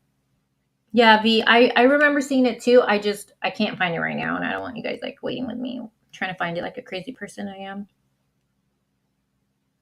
Yeah, Diamond Girl. I think so.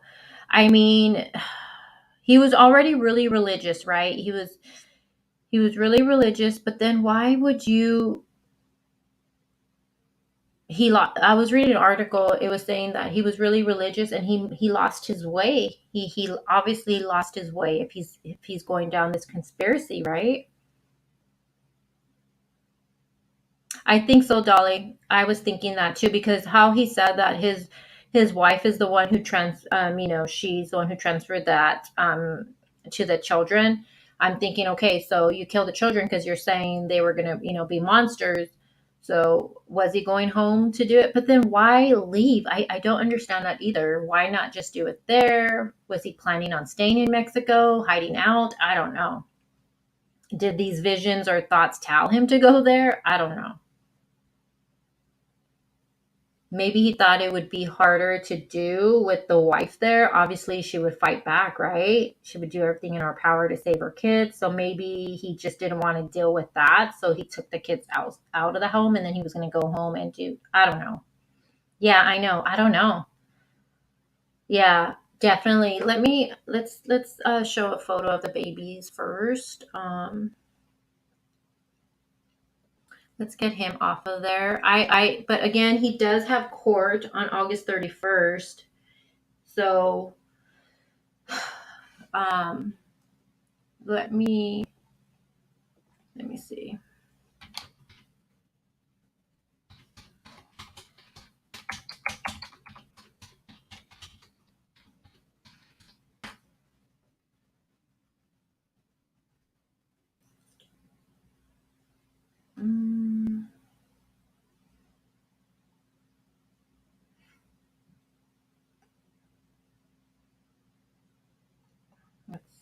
Let's see. I'm trying to see. What's their surf school name? What's it called?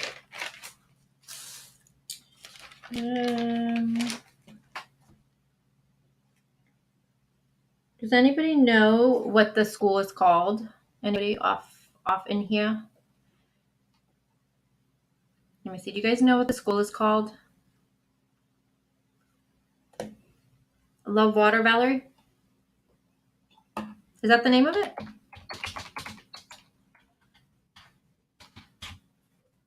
Oh yeah.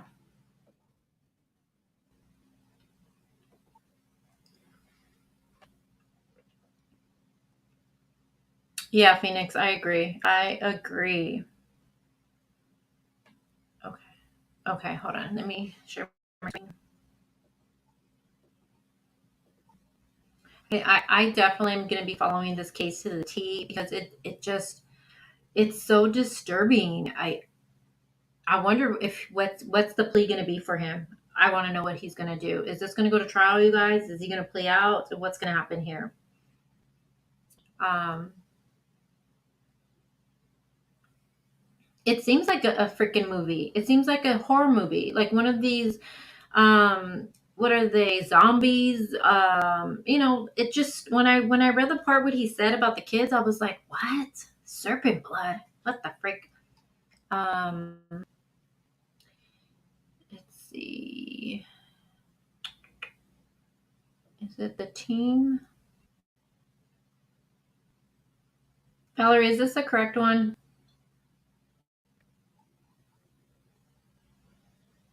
Oh, right here. Okay. Ugh, you guys. Like a beautiful family, right? Beautiful family. They lived in Santa. If you guys been to Santa Barbara, it's beautiful. I went out there one year. Gosh, it was so long ago. We stood at this small little town, and I remember everything was so cute and it was so relaxing. It's definitely a vacation where you just unwind and beautiful, beautiful, beautiful out there. I definitely want to go back there. But this is where they lived and they love the water, they love the outdoors. Like it's so sad. Look at the little boy on his skateboard. And the dad taught him how to skate, you guys. I just Tomas says, I would still love my little lizard babies. Right? Hi, Shannon. I didn't even see you here, love bug. Did I say hi to you?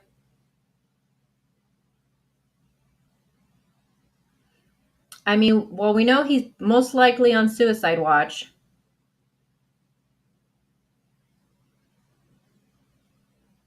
So it says in 1981, so Matt and Abby Coleman. Look at that. No, she looks in that. I can never get. Can you guys ever get photos like this? Like, can you guys? I have friends who get the most amazing photos. Like, their outfits match all the time. You know, just color scheme. Everything's just perfect. And then I can never get like my photos. I try, but it doesn't. It doesn't.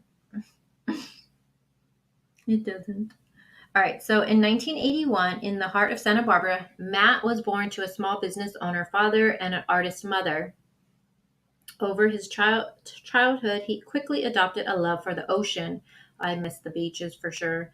Whether it was surfing down the Hendry's Beach, spear fishing, oh God. Why that just make me sick. Mesa Lane, or sailing to the Channels Island with his family every summer. It became clear that the ocean was a playground and that was always open and ready for adventure.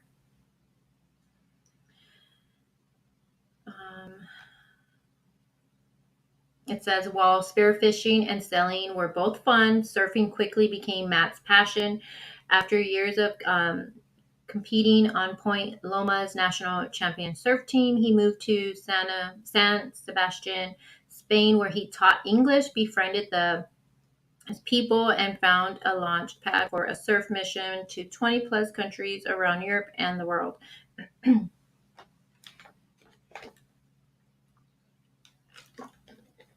Yes, I'm drinking water. My mouth is getting dry. Now it says, after 2 years of teaching and traveling, it says that Matt returned to his hometown to pursue higher education, receiving his master's from UCSB in 2009. With a desire to give back to his community, Matt went on to teach high school, coach a surf team, and spend 10 years directing a local nonprofit used a surfing means for mentoring the community's youth. So on paper, this guy seems amazing, right? Seems freaking amazing. Now, after a decade working in education and nonprofit sector, Matt finally took the step to found Love Water Surf Co., a company committed to passing on the love of surfing to people of all ages. I wish it would have said the story of how he met Abby and all of that. Wow. Yeah, so I don't know. It's just, this is definitely a sad case, you guys. Definitely.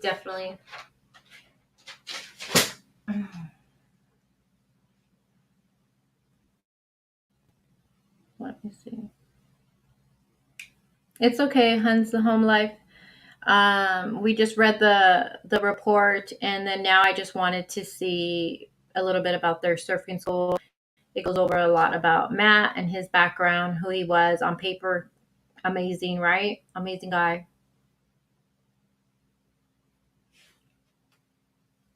Yeah, I don't know, all in tanks. I don't know, it's freaking insane.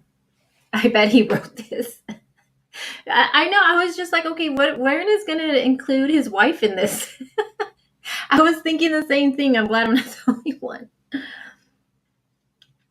Uh-huh.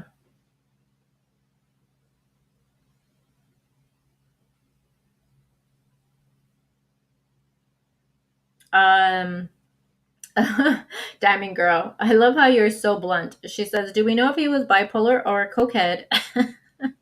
I'm not laughing. I'm just laughing at what you wrote, the cokehead thing. Clean it up, Kokor. Clean it up. Do you guys know what movie that's from? So far, I can't find shit on him. The only thing I found was one friend saying that he was, I think he said he noticed, I don't know if it was for a couple of months, but he was noticing he was becoming really, really deep into this whole conspiracy thing. And he was starting to talk about it, and it seemed like he was really believing it. But other than that, nothing. Nothing. No, I mean, and again, eventually all that's going to come out, I'm assuming. But so far, no. Everybody's just saying great things about him. He's amazing. There was this, let me see. Let me read this really quick. There was, let's see. Did I share it? I don't think I did. Hold on, let me pull it up really quick. Oh wait, I think I did. White Chicks, that's right. I love that movie when she comes out and she has it on her nose and she's like, clean it up, Cocor, clean it up. Oh my gosh. Okay, so this one right here. And there's nothing left to read because the wife closed down the Facebook, but I did find this before it got shut down. All right, so this was there was a photo on top. Again, this was his Instagram, and it was of his two kids. And I believe it was for the photo you guys see on the back of the screen of the little boy and little girl. But someone wrote, thinking of you, and then at Abby, may your baby angels rest in peace. And then someone wrote, please don't start rumors that Abby knew. I knew the family well. I grew up with Matt. His parents adopted me. There was nothing but love in that household. Matt showed no signs that he was capable of hurting those babies. None. Everyone who knows Matt well is in disbelief and shock. Now, then it goes on to just say, Matt took off with the kids and did not know where, she did not know where he was. He snapped somehow mentally. She was very concerned, Abby meaning, was very concerned and got the police involved. I can tell you with absolute certainty, she never thought in a billion years Matt would ever hurt the children. No one did. She is a victim in this. I hope she never reads these horrible assumptions that she had anything to do with it. She's an amazing person, was a loving mother, and is absolutely devastated. So I didn't go back and read the comments, but we know how people can be. So I'm sure I guess people are saying she knew he was going to do this.